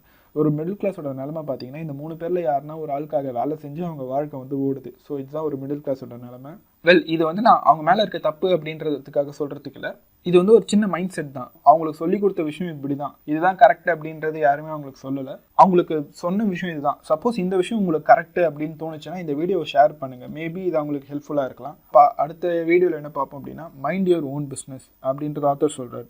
அவர் என்ன சொல்கிறாரு, ஸோ சாப்டர் 4ல் ஆத்தர் என்ன சொல்ல வராரு அப்படின்னா mind your own business. So இந்த சாப்டரோட கோர் கான்செப்ட் என்ன சொல்கிறாங்க அப்படின்னா செகண்ட் சோர்ஸ் ஆஃப் இன்கம், கான்ஸ்டன்டான செகண்ட் சோர்ஸ் ஆஃப் இன்கம் இருந்தால் தான் ஃபினான்ஷியலி ஃப்ரீ அப்படின்ற ஸ்டேட்டை நீங்கள் அடைய முடியும். ஆர் ஒரு சோர்ஸை மட்டும் நீங்கள் நம்பி இருந்தீங்க அப்படின்னா உங்களால் ஃபினான்ஷியலி ஃப்ரீ அப்படின்ற ஸ்டேட்டை அடைய முடியாது அப்படின்றது தான் ஆத்தர் சொல்ல வராது. ஃபினான்ஷியல் ஸ்ட்ரகிளோட முக்கியமான காரணமே வந்து ஒருத்தவங்க அவங்க வாழ்க்கை ஃபுல்லாக வேறு ஒருத்தவங்களுக்காக வேலை செஞ்சுட்டே இருப்பாங்க. இப்போ ஒருத்தவங்க வந்து ஒரு ஜாபில் இருக்காங்க அப்படின்னா ஒரு 15 வருஷம் 20 வருஷம் அவங்க ஒரு ஜாபில் இருக்காங்க, திடீர்னு அவங்கள வெளியே போன்னு சொல்லிட்டாங்க அப்படின்னா அவங்க வாழ்க்கை ஃபுல்லாக அவங்க வேறு ஒருத்தவங்களுக்காக வேலை செஞ்சு அவங்க திடீர்னு வெளியே வந்துட்டாங்க அப்படின்னா அவங்களுக்கு சப்போர்ட் பண்ணுறதுக்கான எதுவுமே அவங்ககிட்ட இருக்காது கடைசியில். ஸோ இதுதான் ஃபினான்ஷியல் ஸ்ட்ரகிளோட முக்கியமான பிரச்சனையாக ஆத்தர் சொல்கிறாரு. ஸோ இன்றைக்கி நிலமையில் பார்த்தீங்கன்னா எல்லாருமே வந்து ஒரு ப்ரொஃபஷ்னல் ஸ்கில்ஸை நோக்கி ஓடிட்டுருக்காங்க. நான் வந்து இந்த விஷயம் கற்றுக்கணும் அந்த விஷயம் கற்றுக்கணும் அப்படின்றத நோக்கி ஓடிட்டுருக்காங்க. ஸோ அவங்க நிறைய கற்றுக்க அவங்க என்ன ஆவாங்க அப்படின்னா அவங்க வந்து ஒர்க் ஃபோர்ஸில் தான் என்ட்ரு ஆவாங்க. ஒர்க் ஃபோர்ஸில் ஒரு ஒர்க்கிங் லேபராக தான் இருப்பாங்க. காசுக்காக வேலை செய்கிற ஒரு நார்மலான ஆளாக தான் அவங்களால இருக்க முடியும். நீங்கள் பெரிய பெரிய டாக்டர் எடுத்துக்கிட்டாலும் அவங்களும் இது கீழே தான் வருவாங்க. அண்டு இதில் இன்னொரு முக்கியமான விஷயம் என்ன அப்படின்னு பார்த்தீங்கன்னா 90% ஆஃப் தி பீப்புள் வந்து பார்த்தீங்கன்னா மற்றவங்கள பணக்காரங்களாக்கிறதுக்காக அவங்க டைமை வந்து அவங்க ஸ்பெண்ட் பண்ணிகிட்டு இருக்காங்க. இப்போ ஒர்க் பண்ணுறாங்கன்னா அவங்க ஆப்வியஸ்லி அவங்களோட டைமை ஸ்பெண்ட் பண்ணி அவங்களோட ஓனரை வந்து பணக்காரங்க ஆக்கிட்டே இருக்காங்க. இதில் இருந்து என்ன சொல்ல வரேன் அப்படின்னா, நீங்கள் ஒர்க்கே பண்ணக்கூடாது அப்படின்ற மாரி ஒரு கான்செப்ட்டுக்கு நான் சொல்ல வரல. ஏன்னா ஃபினான்ஷியலி இந்த சொசைட்டியில் இருக்கணும் அப்படின்னா ஒரு ஒர்க்கோ இல்லை ஏதோ ஒரு சோர்ஸ் ஆஃப் இன்கமோ எல்லாருக்கும் வந்து தேவைப்படும். ஸோ முக்கால்வாசி பேருக்கு அந்த சோர்ஸ் ஆஃப் இன்கம் ஒர்க்கு அப்படின்னு இருக்கும்போது நம்ம அதை எதுவுமே பண்ண முடியாது. ஸோ இதுக்கு நம்ம என்ன பண்ணலாம் அப்படின்னா, ஒரு சைடு ஹசில், ஒரு சைடு இன்கம் வர மாதிரி ஏதாவது ஒரு விஷயத்தை வந்து ஸ்டார்ட் பண்ணலாம். டே டைமில் ஒரு ஜாப் போயிட்டே இருக்கலாம், பட் ஸ்டில் ஈவினிங் டைம்லேயோ இல்லை ஒரு பார்ட் டைம்லேயோ ஏதோ ஒரு சின்ன வேலை செஞ்சு ஏதோ ஒரு இன்கம் வர மாதிரி, அதாவது அந்த பிடிச்ச வேலையாக இருக்கணும் அந்த செய்கிற வேலை. சில பேர் வந்து பார்த்திங்கன்னா ஜாபே பிடிக்காம தான் செய்வாங்க. ஸோ இந்த பார்ட் டைமில் செய்கிற வேலையும் பிடிக்காம செய்கிறாங்க அப்படின்னா பிடிக்காத வேலை செஞ்சே வாழ்க்கை ஃபுல்லாக ஓடிடும். ஸோ அப்படி இல்லாமல் அவங்க பிடிச்ச வேலையை செஞ்சு அதுலேருந்து எப்படி காசு சம்பாதிக்கிற மாதிரி ஏதாவது ஒரு சைடு ஹசில் மாரி ஸ்டார்ட் பண்ணாங்க அப்படின்னா அது ஒரு நல்ல செகண்டரி சோர்ஸ் ஆஃப் இன்கமாக அவங்களுக்கு இருக்கும். ஸோ ஓவர் தி டைம் பார்த்தீங்கன்னா இன்கேஸ் இந்த செகண்டரி சோர்ஸ் வந்து நல்லா டெவலப் ஆகுது அப்படின்னா அவங்க ப்ரைமரி ஜாபை விட்டுட்டே அவங்க இதையே வந்து ஃபுல் டைமாக கூட பார்க்கலாம். ஸோ ஆத்தர் இந்த விஷயத்துக்கு சொல்கிற சொல்யூஷன் பார்த்தீங்கன்னா இதுதான். இந்த சாப்டரில் பார்த்தீங்கன்னா ஆத்தர் ஒரு கதை சொல்லியிருப்பார், அதாவது மெக்டொனால்ட்ஸ் ஓனரோட கதை. மெக்டொனால்ட்ஸ் ஓனர் வந்து நம்ம எல்லாரும் வந்து மெக்டொனால்ட்ஸ் ஓனர் என்ன வேலை செய்கிறாங்க அப்படின்னு நினச்சிட்டு இருப்போம்னா அவங்க வந்து ஹாம்பர்கர் தான் விற்கிறாங்க அப்படின்ற மாதிரி நிறைய பேர் நினச்சிட்டு இருப்பாங்க. ஆனால் அவங்களோட ப்ரைமரி பிஸ்னஸ் அப்படின்னு நீங்கள் பார்த்தீங்கன்னா அது ஹாம்பர்கர் விற்கிறது கிடையாது. ஆக்சுவலாக மெக்டொனால்ட்ஸ்ன்றது ஹாம்பர்கர் அந்த ஃப்ரான்ச்சைஸ் மூலமாக அவங்க ரியல் எஸ்டேட் தான் அக்வயர் பண்ணுறாங்க.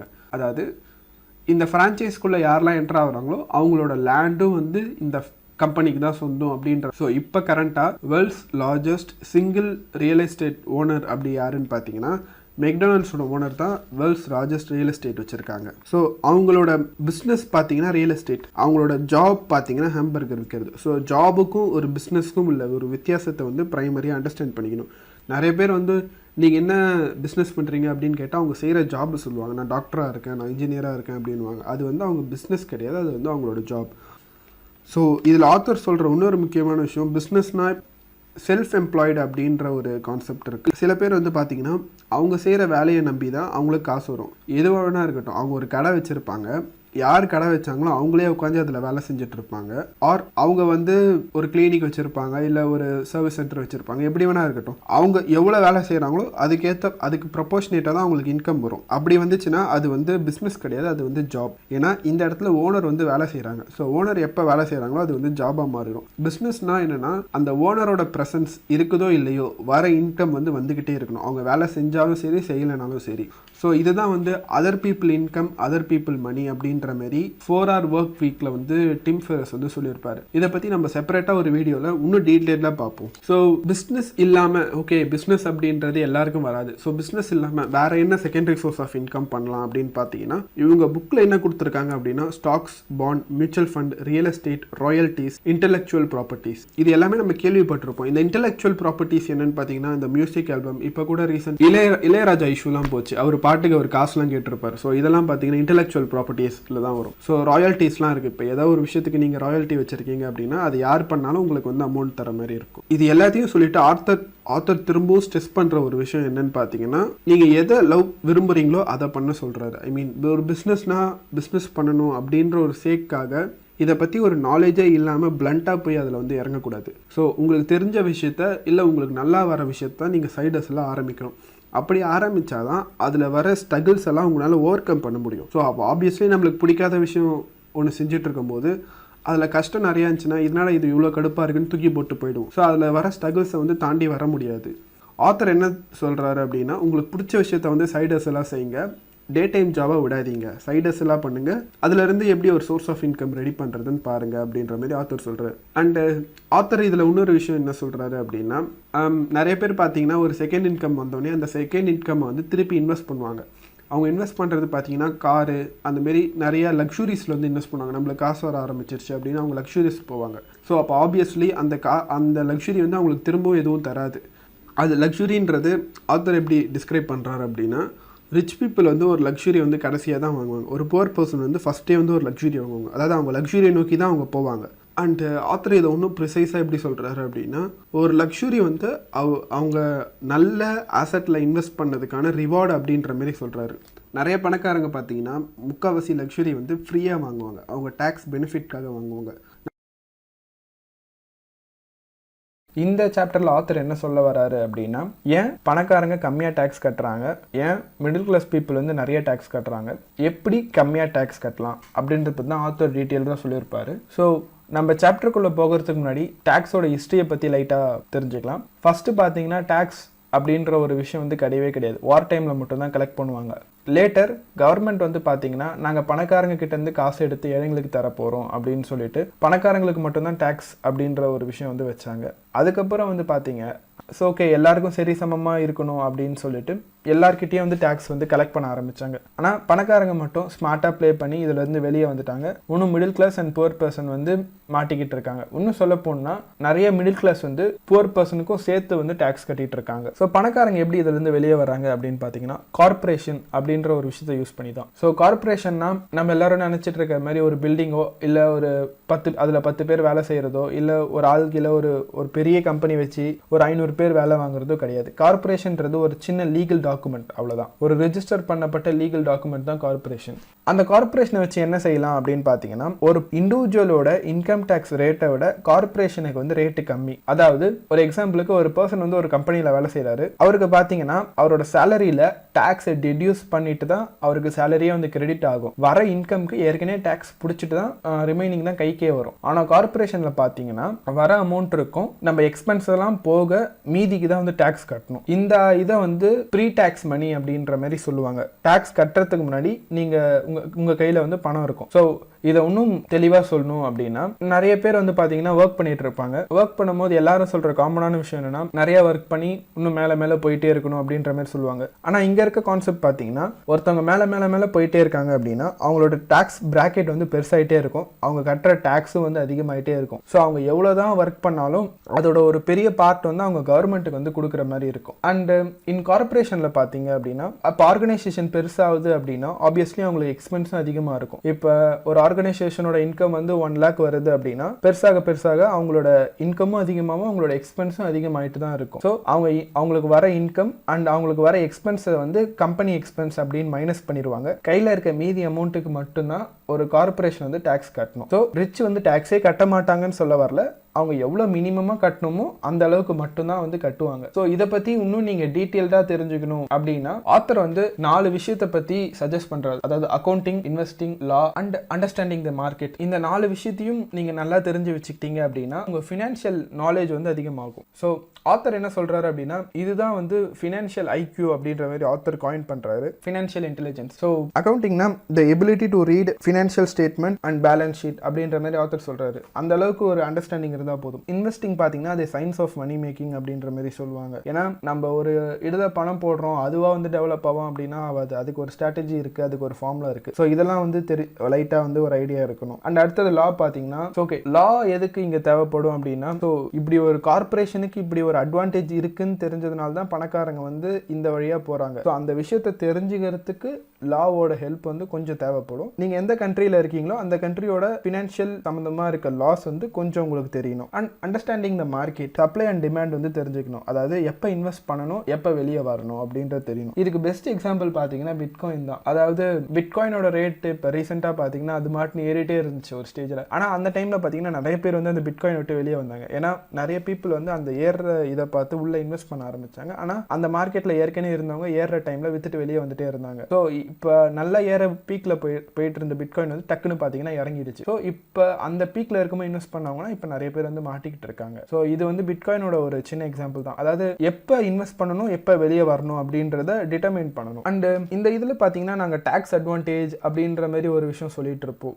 நான் ப்ரீவியஸ் வீடியோலாம் பார்த்தீங்கன்னா சொல்லியிருப்போம் பணக்காரங்க எப்படி வந்து வெஹிக்கல்ஸ்லாம் வந்து ஃப்ரீயாக வாங்குறாங்க அப்படின்ட்டு. அதுக்கு மெயின் ரீசன் இதுதான். இப்போ ஒரு கார்பரேஷன் வந்து ஒரு கார்பரேஷனோட ரெவென்யூ வந்து பர் மந்த் வந்து ஒரு 2 lakhs 3 lakhs வருது அப்படின்னா அந்த கார்பரேஷனில் வந்து கண்டிப்பாக எக்ஸ்பென்ஸ் இருக்கும். இப்போ ஃபார் எக்ஸாம்பிள் ஒரு இண்டிவிஜுவல் இருக்காங்க, அவங்களால வந்து அவங்க போகிற டூர் எல்லாம் வந்து எக்ஸ்பென்ஸில் வந்து கணக்கு காட்ட முடியாது. ஆனால் இதுவே நீங்கள் கார்பரேஷன் ரெஜிஸ்டர் பண்ணி வச்சிருக்கீங்க அப்படின்னா இப்போ நீங்கள் சும்மா ஒரு டூர் போயிட்டு வரீங்க, அந்த டூரை வந்து ஓகே எனக்கு அங்கே போர்ட் மீட்டிங் நடந்துச்சு அப்படின்ற மாதிரி சொல்லலாம். இப்போ நீங்கள் சம்திங் இப்போ நீங்கள் யூஎஸ்ஓ யூகே எங்கேயோ டூர் போகிறீங்க, ஸோ நீங்கள் என்ன சொல்லலாம் அப்படின்னா அங்கே எனக்கு ஒரு போர்ட் மீட்டிங் இருந்துச்சு அதனால நான் அங்கே போயிட்டு வந்தேன் அப்படின்ற மாதிரி சொல்லலாம். அதுக்கு ஒரு எக்ஸ்பென்ஸ் போட்டுக்கலாம். அண்ட் இந்த கார் ரிப்பேர்ஸ், ரெண்டல்ஸ் இதெல்லாம் வந்து கம்பெனி எக்ஸ்பென்சஸ்ல வந்துடும். அண்டு இந்த இன்சூரன்ஸ், இந்த ஒர்க் பண்ணுறவங்களுக்கு வந்து இன்சூரன்ஸ், இதெல்லாம் வந்து டேக்ஸ் பெனிஃபிட் உடைய ஒரு விஷயம் தான். அண்டு இதெல்லாம் வந்து உங்கள் எக்ஸ்பென்சஸ் வந்து போயிடும். அதாவது எப்படின்னா உங்களுக்கு வர இன்கம் இருக்கும், இதெல்லாம் உங்கள் எக்ஸ்பென்சஸ் வந்து போயிட்டே இருக்கும். ஸோ 2 லட்சம் இன்கம் வருதுன்னா இந்த இதெல்லாம் சேர்த்திங்கன்னா அப்படி ஒரு 1 லட்சம் வருதுன்னா நீங்கள் மீதி 1 லட்சத்துக்கு மட்டும் டேக்ஸ் கட்டினா போதும். இதுவே நீங்கள் ஒரு இண்டிவிஜுவலாக இருந்தீங்க அப்படின்னா 2 லட்சத்துக்கும் டேக்ஸை பிடிச்ச பிறகு தான் அந்த அமௌண்ட்டே உங்கள் கைக்கு வரும். ஃபுல்லாக 2 லட்சம் கூட வராது. அண்ட்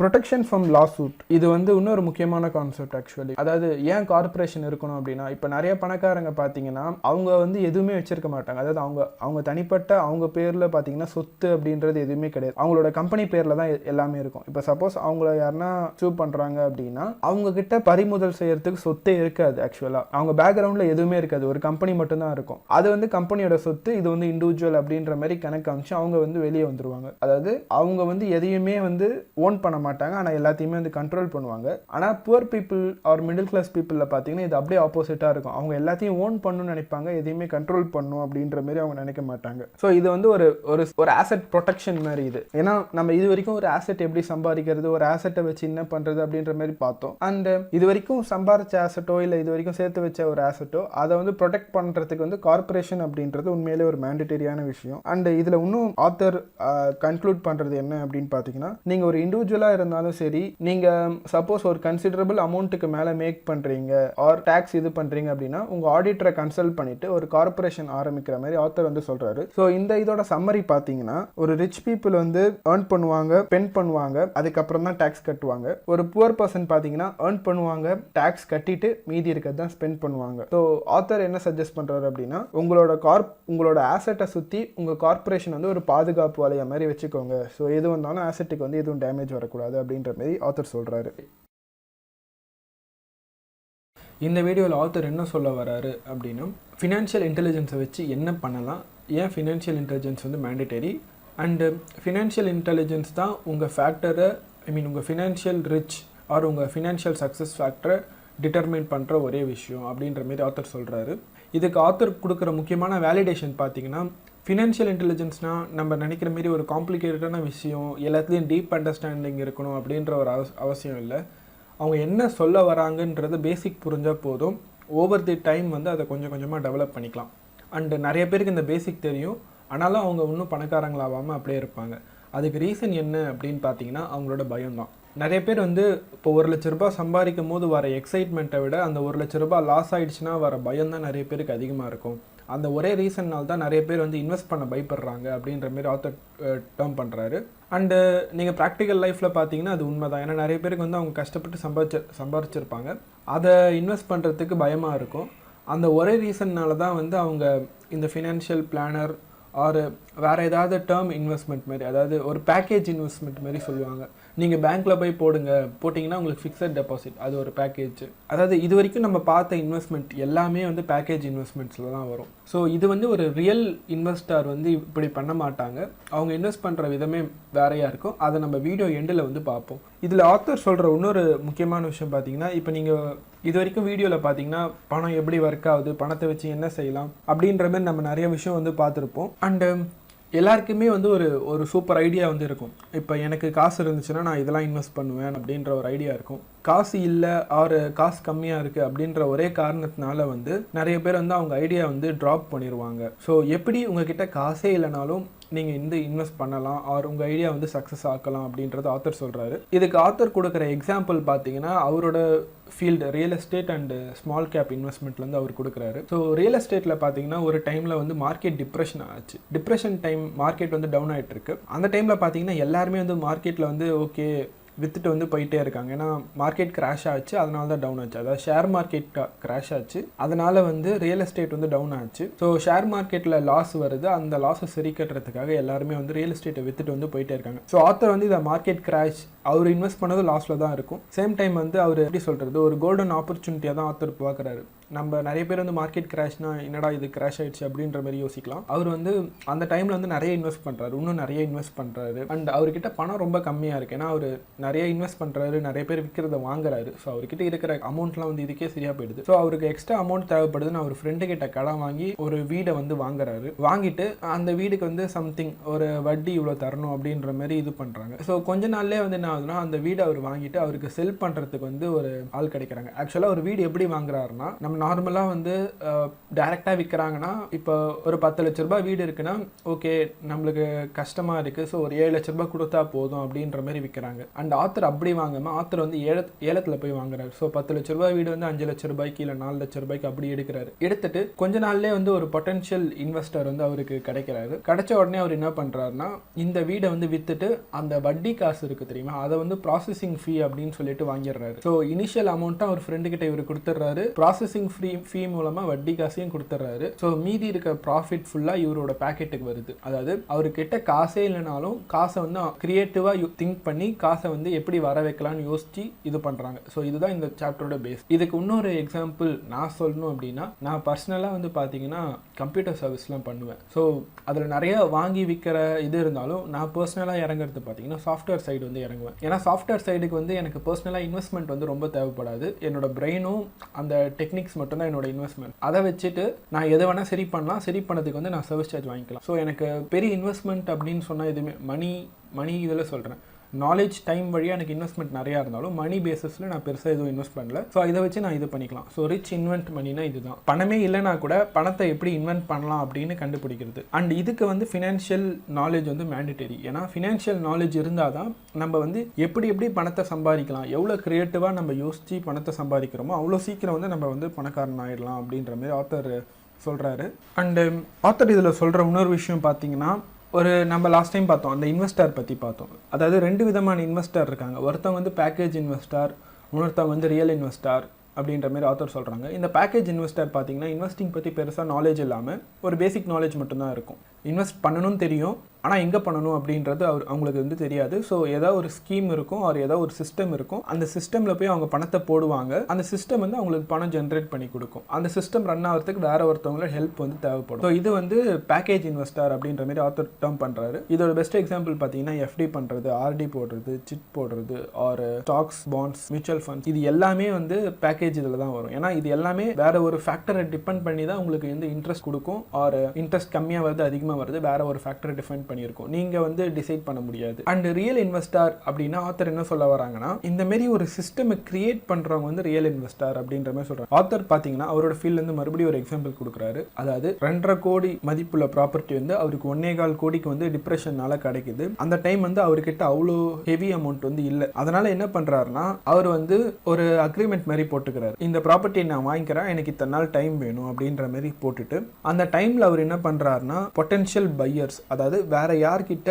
இந்த மாதிரி கேஷ் இருக்கும், இந்த மாதிரி வாங்குற ஆள் வேற யாரு அப்படின்ட்டு அவர் கண்டுபிடிக்கிறார். இப்போ அக்ரிமெண்ட் வந்து அவர் ஒரு 3 மாசத்துக்கு அக்ரிமெண்ட் போட்டிருக்காருன்னா அந்த 3 மாசத்துக்குள்ளே அவர் தேடி ஒரு பையரை வந்து கண்டுபிடிக்கிறார். ஸோ அந்த பையர் கிட்ட போய் என்ன சொல்றாருன்னா, இந்த மாதிரி இதோட மதிப்பு வந்து 2 கோடி, எனக்கு வந்து இது 1.25 கோடிக்கு வருது, நான் வந்து உங்களுக்கு 1.5 கோடிக்கு தரேன் அப்படின்ற மாதிரி சொல்றாரு. ஆர் இல்ல எனக்கு இதை கமிஷன் வேணும் அப்படின்ற மாதிரி சம்திங் அவர் கேட்கிறாரு. கேட்கும்போது அவரும் ஓகே நம்மளுக்கும் லாபம் இருக்கு அப்படின்னு சொல்லிட்டு அவர் வந்து இந்த ப்ராப்பர்ட்டியை வந்து எடுத்துக்கிறாரு. எடுத்துட்டு ஆத்தர் இந்த டீலை கண்டுபிடிச்சதுனால ஆத்தருக்கு வந்து ஒரு கமிஷன் தராது. அதாவது நிறைய பேர் நம்ம என்ன நினைப்போம், நம்ம கிட்ட அவ்வளவு காசுல நம்மளால இன்வெஸ்ட் பண்ண முடியாது அப்படின்னு நினைக்கிற இந்த டைம்ல ஆத்தர் வந்து அவரோட ஃபினான்ஷியல் இன்டெலிஜென்ஸை யூஸ் பண்ணி அவர் வந்து இதுல இருந்து காசு எடுத்துக்கிறார். அதாவது காசே போடாம அவர் வந்து காசு எடுத்திருக்காரு. ஸோ இதோட ரிட்டர்ன் ஆஃப் இன்வெஸ்ட்மெண்ட் பாத்தீங்கன்னா இன்ஃபினிட்டில இருக்கும். காசே போடாம காசு எடுக்கிறது வந்து இந்த ஸ்ட்ராட்டஜி. இந்த ஸ்ட்ராட்டஜியோட ரிட்டர்ன் ஆஃப் இன்வெஸ்ட்மெண்ட் பாத்தீங்க அப்படின்னா அது வந்து இன்ஃபினிட்டில இருக்கும். அண்ட் இந்த மாதிரி இன்வெஸ்ட் பண்றவங்க வந்து செகண்ட் டைப் ஆஃப் இன்வெஸ்டர், அவங்க தான் வந்து ரியல் இன்வெஸ்டர். நீங்க ஒரு ரியல் இன்வெஸ்டர் ஆகணும் அப்படின்னா உங்களுக்கு 3 விஷயம் வந்து தெரிஞ்சிருக்கணும். ஃபர்ஸ்ட் வந்து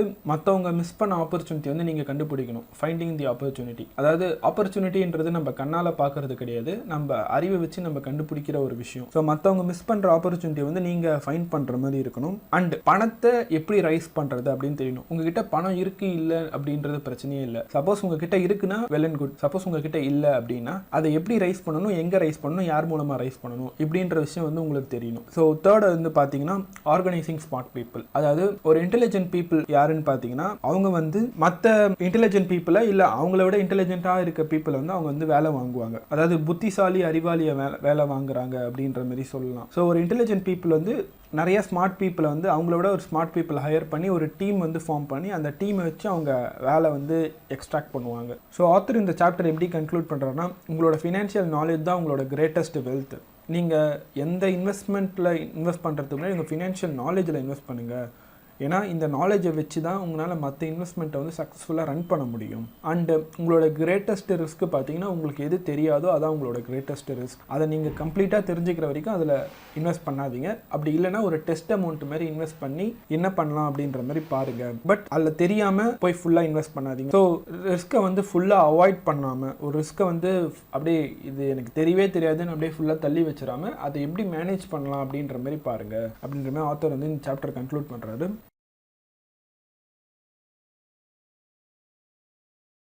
இந்த வீடியோவில் நம்ம chapter 7 work to learn don't work for money அதை பற்றி தான் பார்க்க போகிறோம். ஆத்தர் வந்து பார்த்தீங்கன்னா சாப்டர் டைட்டில்லே சொல்லிட்டாரு, நீங்கள் ஒரு விஷயம் கற்றுக்கிறதுக்காக வேலை செய்யணும் அண்ட் பணத்துக்காக வேலை செய்யாதீங்க அப்படின்ட்டு.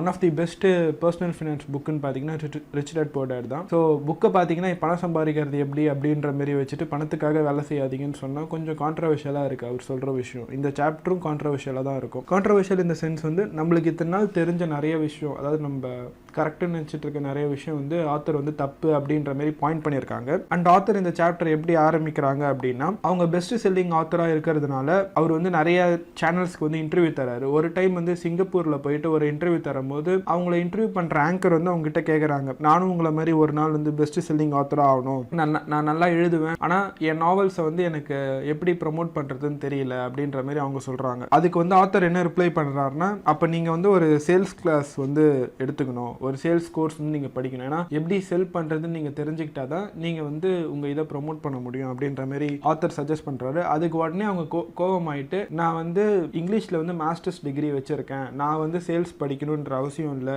அண்டு சேல்ஸ் படிச்சுட்டு நான் போயிட்டு எப்படி எல்லாத்தையும் வந்து வித்துட்டு இருக்கணுமா, அது எனக்கு அவசியம் இல்லை அப்படின்ட்டு ரொம்ப கடுப்பாயிடுறாங்க அவங்க ஆத்தர் மேலே. அண்டு ஆத்தர் வந்து ஒரு விஷயம் பின் பாயிண்ட் பண்ணுறாரு. அவங்க இன்டர்வியூவில் வந்து ஆத்தரோட பெஸ்ட் செல்லிங் புக்கு வந்து இருக்குது. அதை அவர் காமிச்சு அவர் சொல்கிறாரு, நான் வந்து பெஸ்ட் செல்லிங் ஆத்தர் தான், பெஸ்ட் ரைட்டிங் ஆத்தர் கிடையாது. ஸோ உங்ககிட்ட எவ்வளோ ஸ்கில் வேணா இருக்கட்டும், அதாவது நீங்க ஒரு விஷயத்துல எவ்வளோ சூப்பராக வேணா இருக்கட்டும், அதை உங்களுக்கு மார்க்கெட் பண்ண தெரியல அப்படின்னா அந்த ஸ்கில் வந்து வேஸ்ட் அப்படின்ற மாதிரி ஆத்தர் வந்து சொல்றாரு. ஸோ நீங்க பணக்காரங்களை ஆகணும் அப்படின்னா உங்க ஸ்கில்ஸை மார்க்கெட் பண்றது உங்களுக்கு தெரியணும். அதுக்கு சேல்ஸ் அண்ட் மார்க்கெட்டிங் ஸ்கில்ஸ் வந்து மேண்டேட்டரி அப்படின்ற மாதிரி ஆத்தர் சொல்றாரு. ஸோ இந்த இதுக்கு வந்து ஆத்தர் இன்னொரு எக்ஸாம்பிள் தராரு. அதாவது ஆத்தர் ஃபர்ஸ்ட் எழுதின புக்கு பார்த்தீங்கன்னா, if you want to be rich and happy don't go to school. அதை ஒரு பப்ளிஷர் கிட்ட எடுத்துட்டு போகும்போது பப்ளிஷர் என்ன சொல்றாங்கன்னா, இந்த மாதிரி டைட்டில் வச்சிங்கன்னா புக்கு வந்து சேல்ஸ் ஆகாது, எக்கனாமிக்ஸ் ஆஃப் எஜுகேஷன் டைட்டில் வைங்க, அப்பதான் வந்து சேல்ஸ் ஆகும் அப்படின்ற மாதிரி பப்ளிஷர் சொல்றாரு. அதுக்கு ஆத்தர் உடனே என்ன ரெஸ்பாண்ட் பண்றாருன்னா, நான் எக்கனாமிக்ஸ் ஆஃப் எஜுகேஷன் டைட்டில் வச்சேன்னா என்னால் 2 புக்கு தான் விற்க முடியும், ஒன்று என் ஃபேமிலி கிட்ட, ஒன்று என் ஃப்ரெண்டு கிட்ட விற்க முடியும், அவங்க 2 பேர்கிட்டையும் நான் ஃப்ரீயாக தான் விற்க முடியும் அப்படின்ற மாதிரி ஆத்தர் சொல்றாரு. சொல்லிட்டு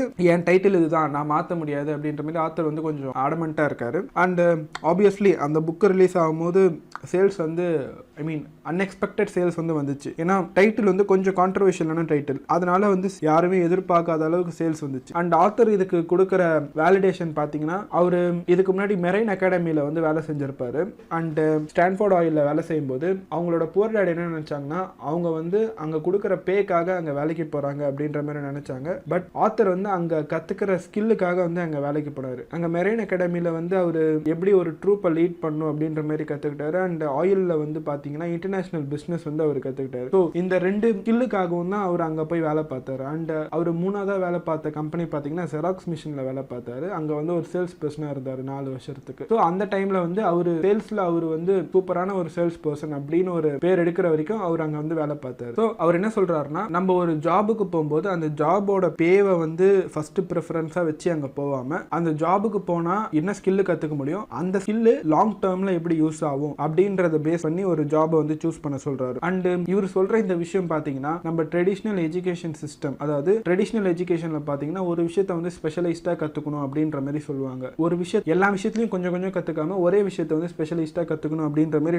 ட்ரெடிஷ்னல் எஜுகேஷன்ல சொல்லுவாங்க. இவர் சொல்ற விஷயம் வந்து அதுக்கு அப்படியே ஆப்போசிட்டா இருக்குது. இவர் இது கொடுக்குற இன்னொரு எக்ஸாம்பிள் பாத்தீங்கன்னா அவரோட புவர் டேட் அண்ட் அவரோட ரிச் டேட். அவரோட புவர் டேட் பாத்தீங்கன்னா PhD வாங்கியிருப்பார், அதாவது ஒரு விஷயத்தை வந்து ஸ்பெஷலைஸ்டா கத்துப்பாரு. அவரோட ரிச் டேட் பாத்தீங்கன்னா அவரும் வந்து ஆர்மியில 3 years சேவ் பண்ணி அந்த மாதிரி நிறைய ஜாப் செஞ்சு எல்லாத்தையும் கொஞ்சம் கொஞ்சம் தெரிஞ்சு வச்சிருக்காங்க வந்து rich dad. Over the time பாத்தீங்கன்னா அவரோட புவர் டேடுக்கு வந்து வேலை போயிடுச்சு. அண்ட் அப்படி வேலை போகும்போது அவருக்கு வந்து டீச்சர்ஸ் கவுன்சில் ஆர் ஏதோ ஒரு யூனியன், அந்த யூனியனோட ஹெல்ப் வந்து அவருக்கு தேவைப்படுது. அதாவது அவரோட வேலையை வந்து அவர் தக்க வச்சுக்க அவருக்கு வந்து அந்த ஹெல்ப் தேவைப்படுது. ஏன்னா அவர் ஒரு விஷயத்துல வந்து ஸ்பெஷலைஸ்ட் ஆயிட்டாரு. இதுக்கு மேல அவர் போய் வேற ஃபீல்ட்ல இறங்க முடியாது. இறங்கினா அவர் வந்து அந்த ஃபீல்டுக்கு ஃப்ரெஷர். ஸோ திரும்பி எல்லாத்தையும் ஃபர்ஸ்ட்ல இருந்து ஸ்டார்ட் பண்ற மாதிரி இருக்கும். அதனால அவர் வந்து அந்த ஃபீல்ட்ல மட்டும்தான் இருக்க முடியும். அப்போ வந்து அவரோட ஃபீல்டு வந்து நேரோ டவுன் ஆயிடுது. அதனால வந்து அவருக்கு ஏதோ ஒரு எக்ஸ்டர்னலோட ஹெல்ப் தேவைப்படுது. ஸோ இதுதான் வந்து அவரோட புவர் டேடோட கேஸ். இதுவே அவர் ரிச் டேட் கேஸ்ல பாத்தீங்கன்னா அவர் எல்லா விஷயத்தையும் கொஞ்சம் கொஞ்சம் கொஞ்சம் தெரிஞ்சு வச்சுக்கிட்டே இருக்காரு. ஸோ வந்து அவரால் ஓவராலா மேனேஜ் பண்ண முடியுது. அதாவது ஒரு இன்டெலிஜென்ட் பீப்புள் வந்து அவங்களோட ஸ்மார்ட் பீப்புளை வந்து ஹையர் பண்ணி அவங்க கிட்ட இருந்து ஒர்க் எக்ஸ்ட்ராக்ட் பண்ணுவாங்க. ஸோ ரிச் டேடுக்கு எல்லா ஃபீல்ட்லையும் கொஞ்சம் கொஞ்சம் நாலேஜ் இருக்கறனால அந்த ஸ்மார்ட் பீப்புள் என்ன வேலை செய்யறாங்க, வேலை ஓரளவுக்கு செய்யறாங்களா அப்படின்றது அளவுக்கு ஜட்ஜ் பண்ற அளவுக்கு அவருக்கு நாலேஜ் இருந்தா போதும். மற்ற வேலைலாம் அவர் ஹையர் பண்ணி பாத்துக்கிறாரு. அண்ட் அடுத்த விஷயம் பாத்தீங்கன்னா ரிச் டேட் உண்மையிலே ஒரு ப்ரீஷியஸான அட்வைஸ் சொல்றாரு. சப்போஸ் நீங்க ஏதாவது ட்ரை பண்ணணும் அப்படின்னா ஒரு 30 வயசுக்குள்ளே அதை ட்ரை பண்ணி தோத்து போயிடுங்க. ஏன்னா அந்த 30 வயசுக்குள்ளே நீங்க ரிஸ்க் எடுத்து தோத்து போயிட்டீங்க அப்படின்னா உங்களால கண்டிப்பா ரெக்கவர் ஆயிட முடியும். ஒரு 40 வயசு 50 வயசுல போயிட்டு நம்ம ரிஸ்க் எடுத்தோம்னா கண்டிப்பா ரெக்கவர் ஆகலாம். பட் ஸ்டில் அது இன்னும் அந்த ரிஸ்கை வந்து அதிகப்படுத்தினார். ஸோ ஏஜ் ஃபேக்டர் அப்படின்றது ரொம்பவே முக்கியமான விஷயம். அவர் இதெல்லாம் சொல்லி முடிச்சுட்டு ஸோ இதுக்கு என்ன சொல்யூஷன் சொல்றாருன்னு பாத்தீங்கன்னா மோஸ்ட் ஆஃப் தி பீப்புள் பாத்தீங்கன்னா ஒர்க் பண்ணிட்டு தான் இருப்பாங்க. ஆப்வியஸ்லி நிறைய பேர் வந்து பிடிக்காத வேலை தான் செஞ்சுட்டு இருப்பாங்க, பேக்காக தான் வேலை செஞ்சுட்டு இருப்பாங்க. எப்படி வேணா இருந்துட்டு போட்டும், பட் அவங்களுக்கு பிடிச்ச வேலை இல்லை அவங்க கற்றுக்கணும்னு நினைக்கிற ஒரு வேல்யூபிளான ஒரு ஸ்கில், ஒருத்தவங்க வந்து கம்யூனிகேஷன் கற்றுக்கணும் அப்படின்னு நினச்சாங்கன்னா அவங்க வந்து எங்கே அதிகமாக அவங்க பேச்சு திறமை வந்து யூஸ் ஆகுமோ, ஐ மீன் அவங்களுக்கு திறமையினா சரி எங்கே அதிகமாக பேசணுமோ அந்த இடத்துல போய் அவங்க ஒரு பார்ட் டைம் ஜாப் செய்யணும் அப்படின்ற மாதிரி ஆத்தர் சஜஸ்ட் பண்ணுறாரு. ஸோ இன்கேஸ் அவங்க அப்படி பண்ணுறாங்கன்னா ஆப்வியஸ்லி ஓவர் தி டைம் ஒரு வருஷமோ 2 வருஷமோ அவங்க வேலை செய்கிறாங்கன்னா அந்த 2 வருஷத்தில் அவங்களுக்கு லாபம் கிடைக்கலனாலும் பரவாயில்ல, அவங்களுக்கு வந்து கம்யூனிகேஷன் ஸ்கில் வந்து டெவலப் ஆயிடுது. ஆத்தருக்கு பார்த்தீங்கன்னா இந்த நம்ம வந்து போன சாப்டர்ல வந்து ஃபியர் ஆஃப் ரிஜெக்ஷன் பத்தி பார்த்திருப்போம். நிறைய பேர் வந்து ஒரு விஷயத்தை ஆரம்பிக்காம இருக்கிறதுக்கு முக்கியமான காரணம் பாத்தீங்கன்னா ஃபியர் ஆஃப் ரிஜெக்ஷன். இதே ஃபியர் வந்து பாத்தீங்கன்னா ஆத்தருக்கும் இருந்திருக்கு. ஸோ இதனால தான் அவர் வந்து சேல்ஸ்ல போய் ஜாயின் பண்ணாரு. ஸோ சேல்ஸ்ல போய் ஜாயின் பண்ணும்போது ஆப்வியஸ்லி ஒருத்தவங்க கஸ்டமர் கிட்ட பேசும்போது எல்லாருமே நம்ம கொடுக்குற ப்ராடக்ட்டை வாங்கிப்பாங்கன்னு சொல்ல முடியாது. நிறைய பேர் வந்து ரிஜெக்ட் பண்ணுவாங்க, நிறைய பேர் வந்து அசிங்கமா ட்ரீட் பண்ணுவாங்க. ஸோ அப்படி இருக்கும்போது ஒரு ஓவர் தி டைம் அவர் 4 வருஷம் இந்த சேல்ஸ் ஃபீல்ட்ல இருக்கும்போது அவருக்கு அந்த ஃபியர் ஆஃப் ரிஜெக்ஷன் போயிடுச்சு. அவர் அடுத்தவங்களோட ஒப்பீனியன் பத்தி அவர் கேரே பண்ணாத ஒரு பர்சனா வந்து இந்த 4 வருஷம் அவர் மாத்திட்டாரு. பிளஸ் அவருக்கு அவர் ப்ராடக்ட்டை எப்படி சேல் பண்ணணும் அப்படின்றது தெரிஞ்சிருச்சு. இந்த எல்லாத்தையும் வச்சு தான் ஆத்தர் வந்து பெஸ்ட் செல்லிங் ஆத்தரா வந்து ஆயிருக்காரு. நம்ம நிறைய இடத்துல ஐ மீன் இதேக்குள்ள வந்து நம்ம நிறைய விஷயம் பார்த்துருப்போம். அதாவது ஃபாலோ யுவர் ட்ரீம்ஸ், உங்க ட்ரீம்ஸ் உங்களுக்கு பிடிச்ச வேலை மட்டும்தான் செய்யணும் அப்படின்ற மாதிரி ஆத்தரே நிறைய இடத்துல சொல்லியிருப்பாரு. பட் இந்த சாப்டர்ல சொல்ற இன்னொரு விஷயம் பாத்தீங்கன்னா அதுக்கு அப்படியே கொஞ்சம் கான்ட்ரோவர்ஷியலா இருக்கு. உங்களுக்கு பிடிச்ச வேலை செய்யணுன்றது கரெக்ட் தான், பட் எல்லா நேரத்துலயும் அப்படி இருக்கணும் அப்படின்னு சொல்ல முடியாது. இப்போ ஃபார் எக்ஸாம்பிள் வந்து ஜிம்முக்கு போறதை எடுத்துக்கலாமே. நிறைய பேருக்கு வந்து ஜிம்முக்கு போறது வந்து பிடிக்காது. ஸோ அவங்க பாடியை ஃபிட்டாக வச்சுக்கணும், நிறைய நாள் வாழணும் அப்படின்றதுக்காக அவங்க ஜிம்முக்கு போவாங்க. பட் ஓவர் தி டைம் பார்த்தீங்கன்னா நிறைய நாள் வாழணும் அப்படின்றது எல்லாருக்குமே பிடிச்ச விஷயம். அது அந்த ரிசல்ட்டை அச்சீவ் பண்ணணும் அப்படின்றதுக்காக அவங்க பிடிக்காத வேலை ஐ மீன் ஜிம்முக்கு போகிறத வந்து செய்வாங்க. ஸோ இதே தான் நம்ம லைஃபும் ஆர் நம்ம ஒர்க்கும் இருக்கும். ஸோ நம்மளுக்கு பிடிச்ச ஒரு இடத்த அச்சீவ் பண்ணணும்னா நம்மளுக்கு பிடிக்காத சில வேலையை வந்து நம்ம ஓவர் கம் பண்ணி ஆகணும். அண்ட் ஓவர் தி டைம் வந்து நம்மளுக்கு ஒரு ரிசல்ட் கிடைச்சிருச்சுன்னு வச்சுக்கோங்களேன், இதுவே வந்து நம்ம பிடிச்சி செய்ய ஆரம்பிச்சோம். அண்ட் ஆத்தர் இதில் இன்னொரு முக்கியமான விஷயம் ஸ்ட்ரெஸ் பண்ணுறாரு. ஸோ போறணும் முடிவு பண்ணுறது வந்து பெரிய விஷயம் கிடையாது, போக ஆரம்பிக்கிறது தான் பெரிய விஷயம். எப்போ அந்த விஷயத்தை நீங்கள் ஸ்டார்ட் பண்ணுறீங்களோ அப்போவே நீங்கள் வந்து பாதி ஜெயிச்சிட்டீங்க அப்படின்ற மாதிரி ஆத்தர் சொல்கிறாரு. ஆர் இதில் இந்த சாப்டரில் வந்து ஆத்தரோட பாயிண்ட் ஆஃப் வியூ வந்து கொஞ்சம் ஒரு விஷயத்தை வந்து அவர் ஸ்ட்ரெஸ் பண்ணி சொல்லலை. சப்போஸ் இது வந்து ஒரு சைடு, சப்போஸ் உங்களால் வந்து இந்த சைடு எடுக்க முடியல அப்படின்னா நீங்கள் ஸ்கூல் ரெக்கமெண்ட் பண்ணுற மாதிரியே ஹைலி ஸ்பெஷலைஸ்ட் ஆகிட்டு ஒரு யூனியன் ப்ரொடெக்ஷனோட நீங்கள் இருக்கலாம் அப்படின்ற மாதிரியும் ஆத்தர் சொல்கிறாரு. பட் நிறைய பேர் வந்து பார்த்தீங்கன்னா இந்த சைடும் போக முடியாது அந்த சைடும் போக முடியாத மாதிரி இருப்பாங்க. ஸோ ஆத்தர் இதில் சஜஸ்ட் பண்ணுறது என்னன்னா ஏதாவது ஒரு சைடு எடுத்துக்கோங்க. ஸோ நீங்கள் வந்து ஸ்பெஷலைஸ்டாக இருக்கீங்க அப்படின்னா இப்போ வேற ஃபீல்டு போக முடியாதுன்னா ஓகே நீங்கள் ஸ்பெஷலைஸ்டாக இருங்க, சேம் டைம் வந்து ஒரு யூனியன் ப்ரொடெக்ஷனோட உங்கள் ஜாபை வந்து நீங்கள் தக்க வச்சுக்கோங்க அப்படின்ற மாதிரி சொல்கிறாரு. அண்ட் இதுக்கு ஆத்தர் கொடுக்குற இன்னொரு எக்ஸாம்பிள் பார்த்தீங்கன்னா மெக்டொனால்ட்ஸ் பற்றி கொடுக்குறாங்க. மோஸ்ட் ஆஃப் தி டைம் மெக்டொனால்ட்ஸை விட பெட்டர் பர்கர் வந்து நம்ம எல்லாராலையும் செய்ய முடியும். பட் ஸ்டில் நிறைய பேர் ஏன் அவங்கள விட ஒரு பெரிய மார்க்கெட்டை வந்து பிடிக்க முடியல பார்த்தீங்கன்னா மெக்டொனால்ட்ஸ் வந்து ஒரு பர்கர் செல்லிங் கம்பெனி தான். ஏன்னா அவங்க ஒரு சிஸ்டம் வச்சிருக்காங்க, பர்கரை சேல்ஸ் பண்ணுற system, I mean sales and delivery அந்த சிஸ்டம் வச்சிருக்காங்க. அந்த சிஸ்டம் அவங்க வந்து ஒரு பேசிக் பர்கரை வந்து எல்லார்கிட்டையும் டெலிவர் பண்ணுறாங்க. ஆத்தர் என்ன சொல்றாருன்னா உங்க ஸ்கில்ஸ் வந்து பேசிக்காக இருந்தால் பரவாயில்ல, ஓவர் தி டைம் வந்து அதை வந்து நீங்கள் வந்து மாற்றிக்கலாம். ஸோ வந்து ஒரு ஸ்பெஷலிஸ்டாக ஆக ட்ரை பண்ணாதீங்க, ஒரு விஷயத்தில் வந்து ஸ்பெஷலிஸ்டாக ஆனவுடனே அதை ஆரம்பிக்க ட்ரை பண்ணாதீங்க, அதை வச்சு பிஸ்னஸ் பண்ண ட்ரை பண்ணாதீங்க, நீங்கள் ஸ்டார்ட் பண்ணுங்க, ஓவர் தி டைம் வந்து அப்படியே வந்து அந்த இதில் வந்து ஸ்பெஷலைஸ்ட் ஆகிக்கலாம் அப்படின்ற மாதிரி ஆத்தர் வந்து இந்த விஷயத்தில் சொல்கிறாரு. அண்ட் ஆத்தர் இதுக்கு சொல்கிற இன்னொரு விஷயம் பார்த்தீங்கன்னா இப்போ நீங்கள் சூஸ் பண்ணுற டிசிஷன், அதாவது நீங்கள் நாலேஜ் பின்னாடி போகிறீங்க அப்படின்னா ஷார்ட் டேர்மில் வந்து அது உங்களுக்கு வந்து காசு வந்து கம்மியாக தான் தரும். பட் லாங் டேர்மில் பார்க்கும்போது அது வந்து உங்களுக்கு பெனிஃபிட்டாக இருக்கும். அண்ட் மோஸ்ட் இம்பார்ட்டன்ட் சில ஸ்கில்ஸ் எல்லாம் வந்து ஆத்தர் கற்றுக்க சொல்கிறாரு. அது என்னென்ன ஸ்கில்ஸ்ன்னு பார்த்தீங்கன்னா management of cash flow, management of systems, management of people. And இதை நம்மளே வந்து அடுத்த வீடியோ சீரிஸில் பார்ப்போம். ஸோ ஆத்தரோட இன்னொரு புக் பார்த்தீங்கன்னா கேஷ் ஃப்ளோ குவாட்ரண்ட். அந்த புக்கில் வந்து உங்கள் கேஷை எப்படி மேனேஜ் பண்ணுறது அப்படின்ற மாதிரி ஆத்தர் ரொம்ப டீட்டெயில்டாக சொல்லியிருப்பாங்க. அந்த வீடியோ சீரிஸில் வந்து நம்ம இதை பற்றி டீட்டெயில்டாக பார்ப்போம். And managing systems and managing people, Dale கார்னெகியோட how to win friends and influence people அந்த மாதிரி புக்கில் வந்து மேனேஜிங் பீப்புளை பற்றி ரொம்பவே சூப்பராக சொல்லியிருப்பாங்க. ஸோ அதை பற்றி நம்ம டீட்டெயில்டாக பார்ப்போம் வரப்போகிற வீடியோஸில். ஸோ ஆத்தர் இந்த சாப்டர் எப்படி கன்க்ளூட் பண்ணுறாருன்னு பார்த்தீங்கன்னா சேல்ஸ் அண்ட் மார்க்கெட்டிங் ஸ்கில்லை வந்து அண்டர் எஸ்டிமேட் பண்ணாதீங்க, அதை வந்து கொஞ்சம் கற்று வச்சுக்கோங்க. ஸோ உங்கள் நாலேஜை என்ஹான்ஸ் பண்ணுறதுக்கு அந்த ஸ்கில் ரொம்பவே மேண்டட்டரி. அண்ட் கம்யூனிகேஷன் ஸ்கில்லையும் வந்து கொஞ்சம் கற்று வச்சுக்கோங்க அப்படின்ற மாதிரி ஆத்தர் சஜஸ்ட் பண்ணுறாரு. அண்ட் இதில் என் பர்சனல் ஒப்பீனியன் நான் சொல்லணும்னு பார்த்தீங்கன்னா இந்த புக்கு எழுதுனது வந்து 1997 2000 அந்த டைமில் எழுதின புக்கு. ஸோ அந்த டைமில் பார்த்தீங்கன்னா சேல்ஸ் அண்ட் மார்க்கெட்டிங் தான் வந்து பீக்கில் இருந்துச்சு. ஸோ அதனால் ஆத்தர் சஜஸ்ட் பண்ணுற விஷயம் வந்து சேல்ஸ் அண்ட் மார்க்கெட்டிங்காக இருக்கலாம் அப்படின்றது என்னோட கெஸ். பட் நான் அது தேவையே இல்லைன்னு சொல்ல வரல, சேல்ஸ் அண்ட் மார்க்கெட்டிங்கும் தேவை தான். பட் இப்போ நம்ம இருக்கிறது வந்து பார்த்தீங்கன்னா இன்ஃபர்மேஷன் ஏஜ். ஸோ இன்ஃபர்மேஷன் ஏஜை பொறுத்த வரைக்கும் நம்மளோட நாலேஜ் தான் வந்து ஒரு பெரிய ஆசை. ஸோ உங்களுக்கு பிடிச்ச விஷயத்தில் எவ்வளோ நாலேஜ் கெயின் பண்ண முடியுமோ அந்த அளவுக்கு நாலேஜ் கெயின் பண்ணுங்க. கெயின் பண்ணி அதை வச்சு இன்ஃபர்மேஷனை வச்சு எப்படி பணம் சம்பாதிக்கலாம் அப்படின்ற மாதிரி பாருங்க.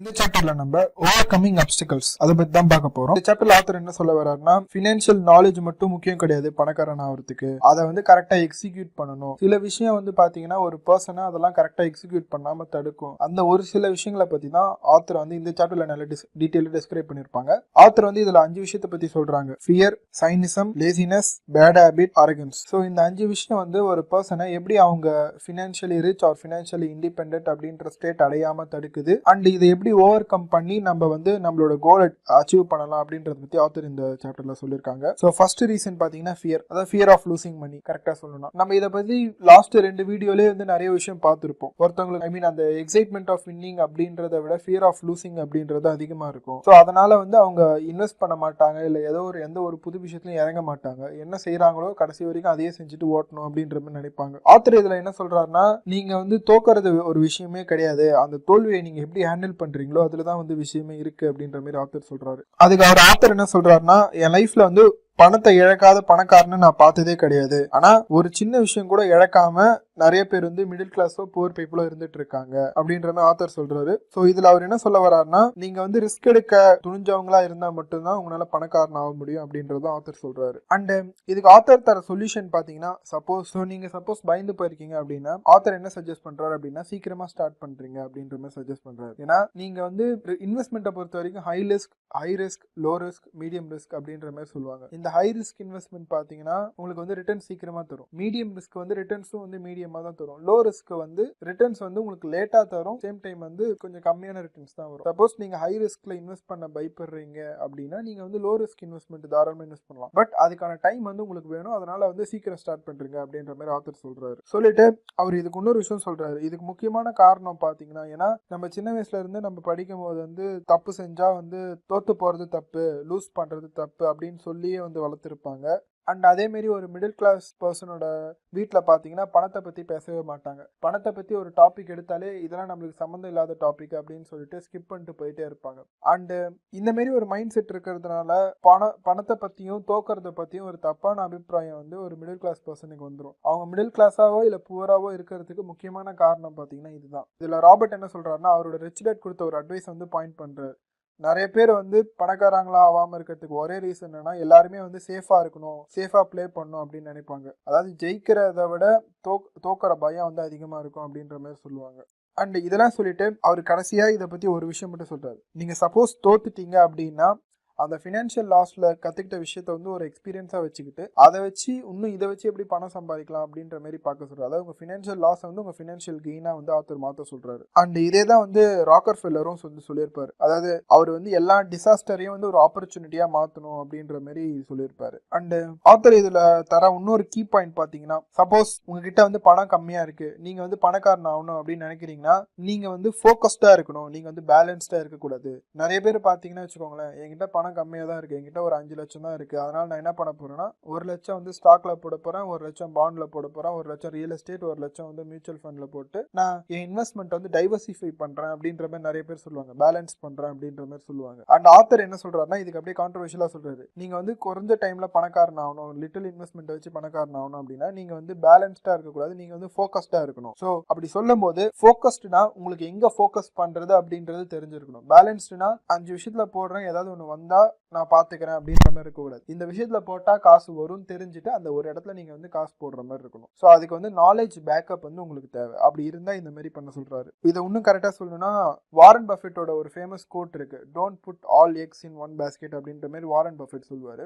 ஆத்தர் இதே தான் சொல்கிறாரு, ஆனால் வந்து கொஞ்சம் வித்தியாசமாக சொல்கிறாரு. அதாவது put lot of egg in few basket. அதாவது டைவர்சிஃபை பண்ணுங்க, பட் ரொம்ப டைவர்சிஃபை பண்ணிடாதீங்க, ஃபியூ பேஸ்கெட்ல நிறைய எக் போடுங்க அப்படின்ற மாதிரி ஆத்தர் வந்து இதை காயின் பண்ணுறாரு. செகண்ட் ரீசன் பார்த்தீங்கன்னா ஓவர் கம்மிங் சைனிசம். சைனிசம்னா எதுவும் கிடையாது, செல்ஃப் டவுட் அண்ட் ஃபியரை தான் வந்து சைனிசம் அப்படின்ற மாதிரி சொல்கிறாங்க. அதாவது நிறைய பேர் பார்த்தீங்கன்னா எல்லாத்த பற்றி நாலேஜ் இருக்கும், இன்வெஸ்ட்மெண்ட்டை பற்றி ஓரளவுக்கு தெரியும், ஆனால் பயம் இருக்கும். பயம்னா கரெக்டாக நான் இன்வெஸ்ட் பண்ணும்போது மார்க்கெட் கிராஷ் ஆயிடுச்சுன்னா என்ன பண்ணுறது, நான் இன்வெஸ்ட் பண்ண கொஞ்ச நாளில் இப்படி ஆயிடுச்சுன்னா என்ன பண்ணுறது அப்படின்ற மாதிரி எதுக்கு எடுத்தாலும் வந்து ஒரு நெகட்டிவ் இது வந்து அவங்களை சுற்றி இருந்துக்கிட்டே இருக்கும். அதாவது இப்போ ரியல் எஸ்டேட்டு ஒரு நல்ல விலைக்கு வருது, வாங்கலான்னு பார்த்தா இதில் ஏதோ பிரச்சனை இருக்குது, இதை வாங்காத அப்படின்ற மாதிரி எல்லாத்தையும் ஒரு நெகட்டிவ் இதோட பார்க்கறது. இதுதான் வந்து சைனிசம் அப்படின்ற மாதிரி ஆத்தர் வந்து சொல்றாங்க. அண்ட் இவங்க வந்து இந்த கேரக்டர் இருக்கிற வரைக்கும் இவங்களால வந்து வெளியே வர முடியாது. ஏன்னா எதை பண்ணாலும் பயத்தோட பண்ணும் போது அப்போ ஆப்வியஸ்லி அதுல வந்து ஒரு பிரச்சனையை ஓவர் கம் பண்ற தைரியம் வந்து இருக்கவே இருக்காது, பயம் இருக்கும். ஸோ நான் தான் அப்பயே நினைச்சேன் இப்படி ஆயிடுச்சு அப்படின்ற மாதிரி விட்டுட்டு போயிட்டே இருக்கிற ஒரு பர்சனாக தான் வந்து இவங்க இருப்பாங்க. ஸோ சப்போஸ் உங்களுக்கு இந்த ஹேபிட் இருக்குன்னா எப்படியாவது இதுல இருந்து வெளியே வர மாதிரி ட்ரை பண்ணுங்க.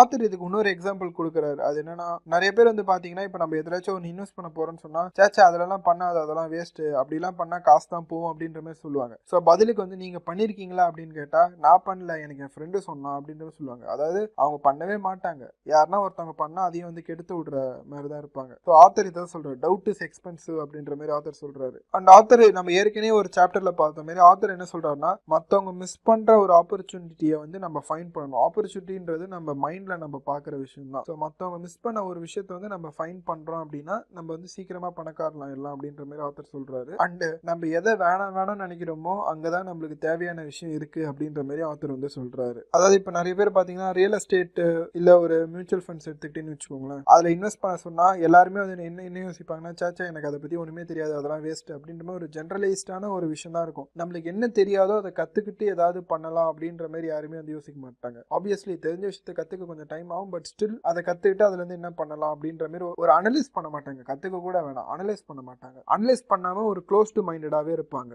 ஆத்தர் இதுக்கு சொல்ற ஒரே சஜஷன் பாத்தீங்கன்னா அனலைஸ் பண்ண சொல்றாரு. உங்களுக்கு ஃபியர் போற வரைக்கும் அனலைஸ் பண்ணுங்க. ஏன்னா லேக் ஆஃப் நாலேஜ் தான் வந்து அந்த ஃபியரோட முக்கிய காரணமே. ஸோ நீங்க திருப்பி நாலேஜ் கெயின் பண்ண ஆரம்பிச்சிங்க, உங்களுக்கு ஓரளவுக்கு நாலேஜ் வந்துருச்சுன்னா அந்த ஃபியர் வந்து ஆட்டோமேட்டிக்கா போயிடும். அதனால ரிசர்ச் பண்ண சொல்றாரு, அனலைஸ் பண்ண சொல்றாரு. லெசன் 3 பாத்தீங்கன்னா லேசினஸ் ஆஃபன் வந்து நிறைய பேர் நம்ம சொல்லி கேட்டிருப்போம், நான் வந்து பிஸியா இருக்கேன், எனக்கு இதுக்கெல்லாம் டைம் இல்லை அப்படின்ற மாதிரி நிறைய பேர் சொல்லியிருப்பாங்க. அது அவங்க தான் வந்து ஆஃபன் பாத்தீங்கன்னா பிஸி பீப்புள் தான் வந்து லேசி பீப்புள். நம்ம நிறைய கேட்டிருப்போம், ஒரு நல்ல பிஸ்னஸ்மேன் வந்து இல்லை ஒரு நல்ல எந்த ஃபேமிலி வேணா எடுத்துக்கிட்டோமே, அப்பா வந்து பார்த்தா என் பசங்களுக்காக நான் கஷ்டப்படுறேன், என் ஒய்ஃபுக்காக நான் கஷ்டப்படுறேன் அப்படின்ற மாதிரி ஆஃபீஸில் எக்ஸ்ட்ரா டைம் வேலை செஞ்சு வந்து ரொம்ப கஷ்டப்பட்டு வருவாங்க.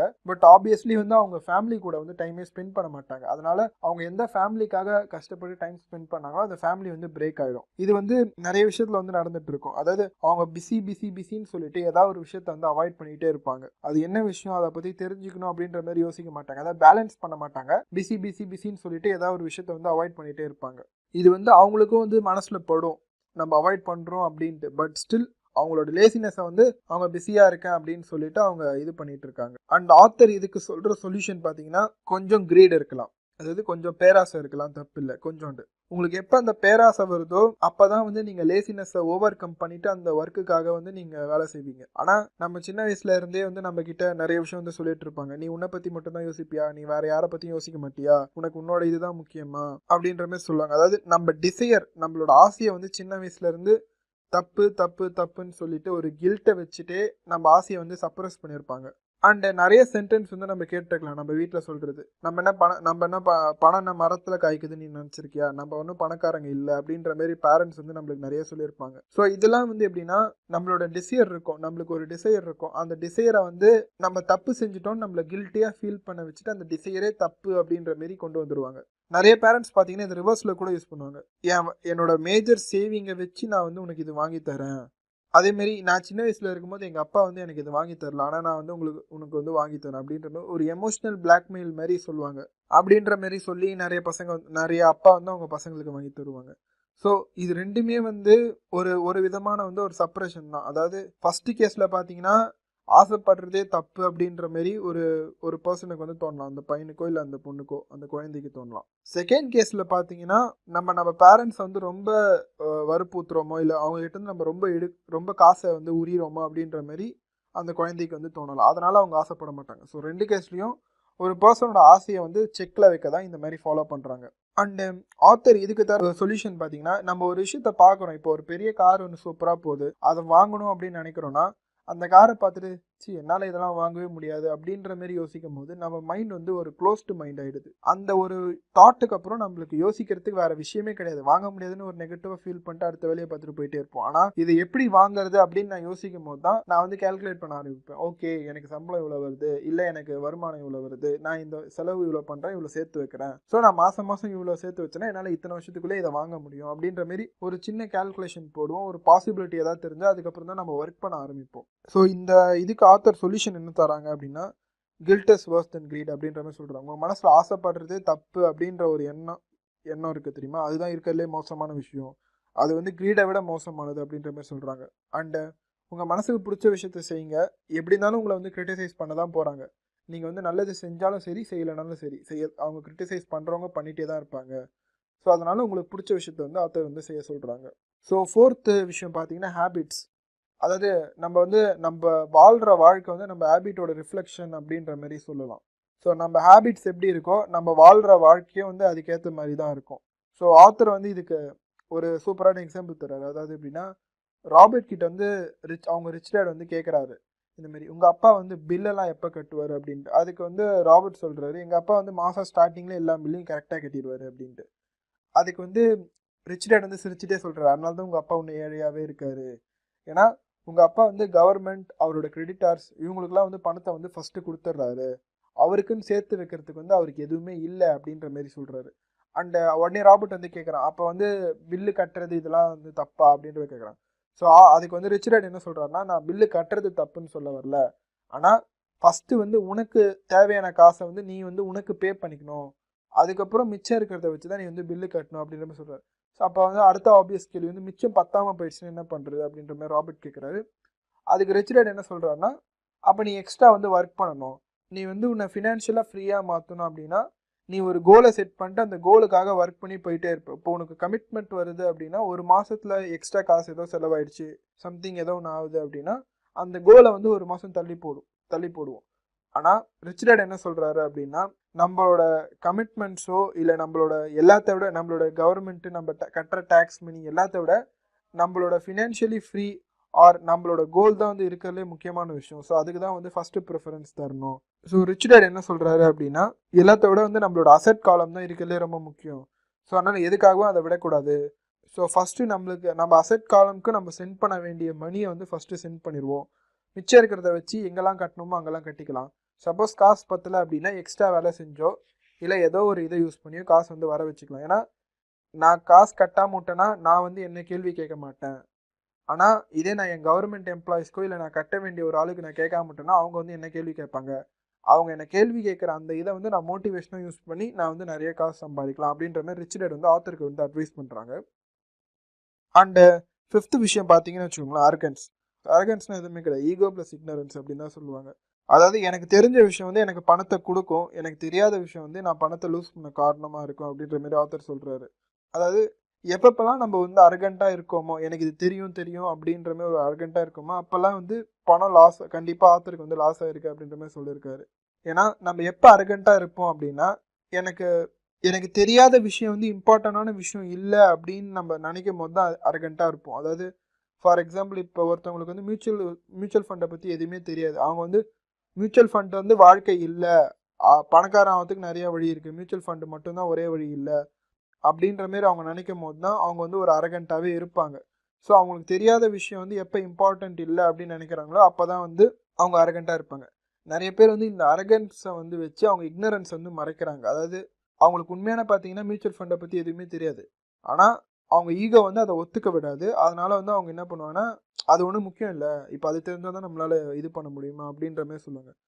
அண்ட் ஆத்தர் இதுக்கு சொல்கிற சொல்யூஷன் பார்த்தீங்கன்னா, எப்போ வந்து நீங்கள் ஒரு விஷயத்தில் இக்னோரண்ட்டாக இருக்கீங்க இல்லை உங்களுக்கு தெரியாமல் இருக்குது, எப்போ உங்களுக்கு ஒரு விஷயம் தெரியல அப்படின்னு ஃபீல் பண்ணுறீங்களோ அந்த விஷயத்தில் வந்து கொஞ்சம் அதை பற்றி படிக்க ஆரம்பிங்க. ஏதோ ஒரு மீன்ஸ் மூலமாக படிங்க, இல்லை யார்கிட்டனா ஹெல்ப் கேளுங்க.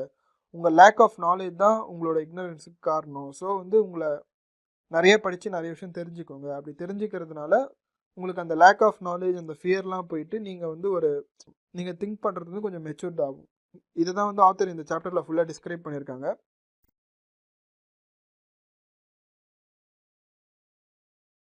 சாப்டர் 9 கெட்டிங் ஸ்டார்டட், இதை பற்றி தான் பார்க்க போகிறோம். இதுக்கு முன்னாடி இருக்க சாப்டரில் பார்த்தீங்கன்னா ஃபினான்ஷியல் ஐக்யூனா என்ன, அதோட அப்டிக்கல்ஸ் என்னென்ன அப்படின்னு பார்த்தோம். ஸோ இந்த சாப்டரில் எப்படி நம்ம ப்ரொசீட் பண்ணுறது அப்படின்றத பற்றி பார்க்க போகிறோம். அதாவது எப்படி நம்ம ஸ்டார்ட் பண்ணுறது நம்ம ஃபினான்ஷியல் இன்டெலிஜென்ஸை யூஸ் பண்ணுறதுக்கு. இதுக்கு ஆத்தர் பார்த்தீங்கன்னா சிம்பிளாக ஒரு 10 ஸ்டெப் சொல்லியிருக்காரு.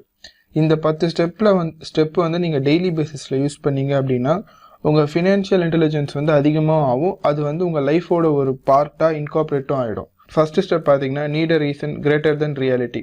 அதாவது பர்பஸ் ஆர் டிசையர் அப்படின்னு கூட சொல்லலாம். உங்களை விட உங்கள் பர்பஸோ அல்லது உங்கள் டிசையரோ வந்து பெருசாக இருக்கணும். நீங்கள் வந்து ஒரு விஷயத்த செய்யும்போது ஏன் செய்கிறீங்க அப்படின்ற அந்த விஷயம் வந்து உங்களுக்கு வந்து தெரியணும். இப்போ ஃபார் எக்ஸாம்பிள் நீங்கள் வந்து ஒரு டார்கெட் வச்சுருக்கீங்க, இத்தனை நாளுக்குள்ளே நான் வந்து இதை அச்சீவ் பண்ணுவேன் அப்படின்ட்டு. ஸோ அந்த விஷயம் வந்து நீங்கள் உங்களுக்காக செய்கிறீங்க அப்படின்னா அதோட இம்பேக்ட் வந்து கொஞ்சம் கம்மியாக இருக்கும்.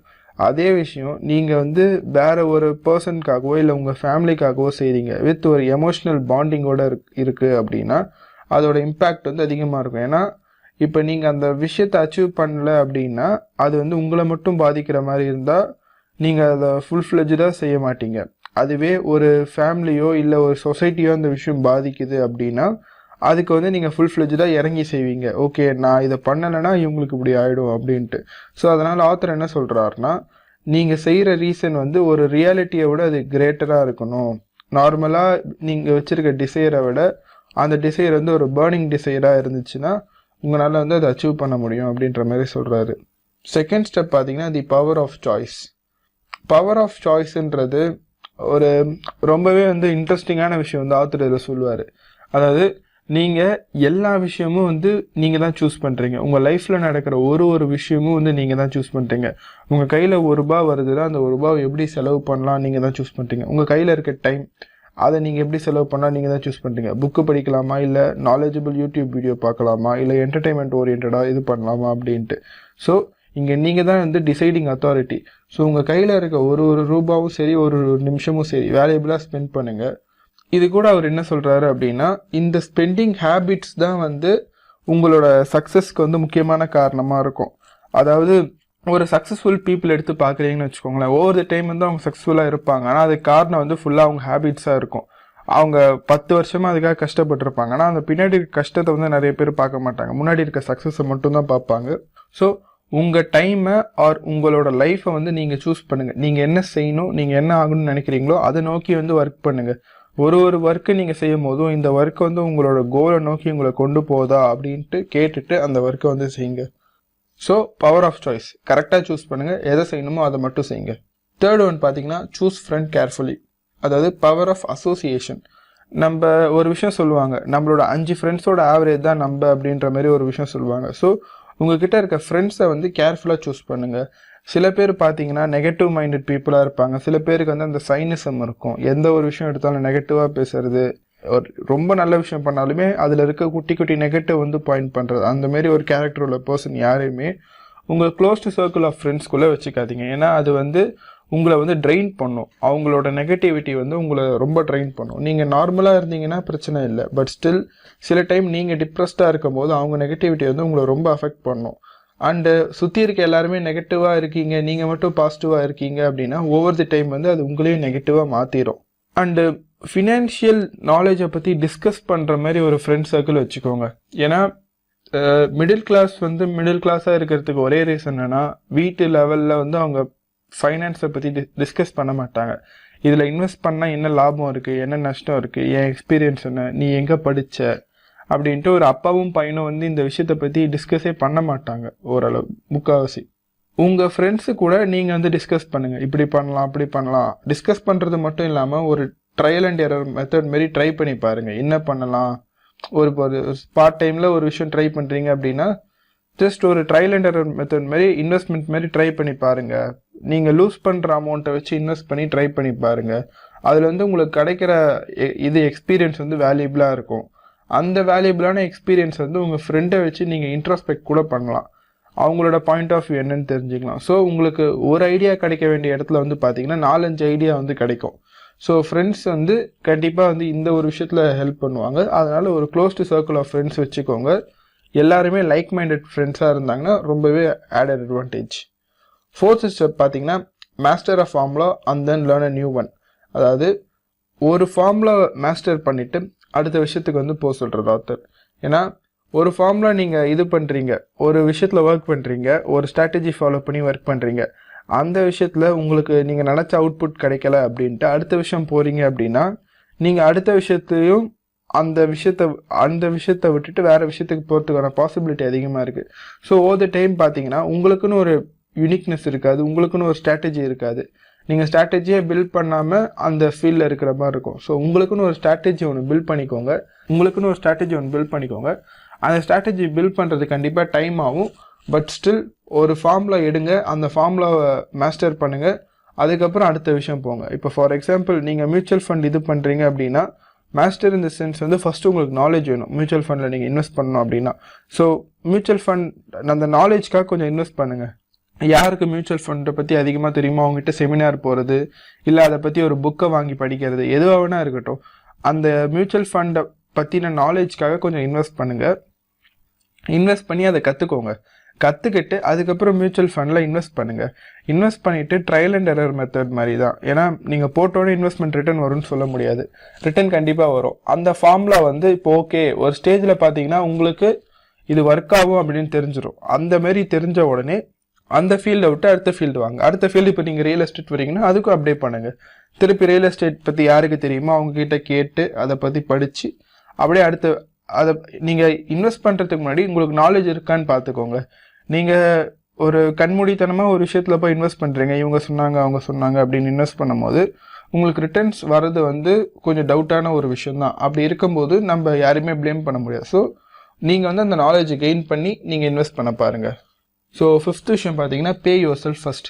இதை பற்றி நம்ம ப்ரீவியஸ் வீடியோவில் கூட பார்த்துருப்போம். அதாவது பே யுவர் செல்ஃப் ஃபர்ஸ்ட் எதுக்கு சொல்கிறாங்க அப்படின்னா அது உங்கள் செல்ஃப் டிசிப்ளினை குறிக்கும்.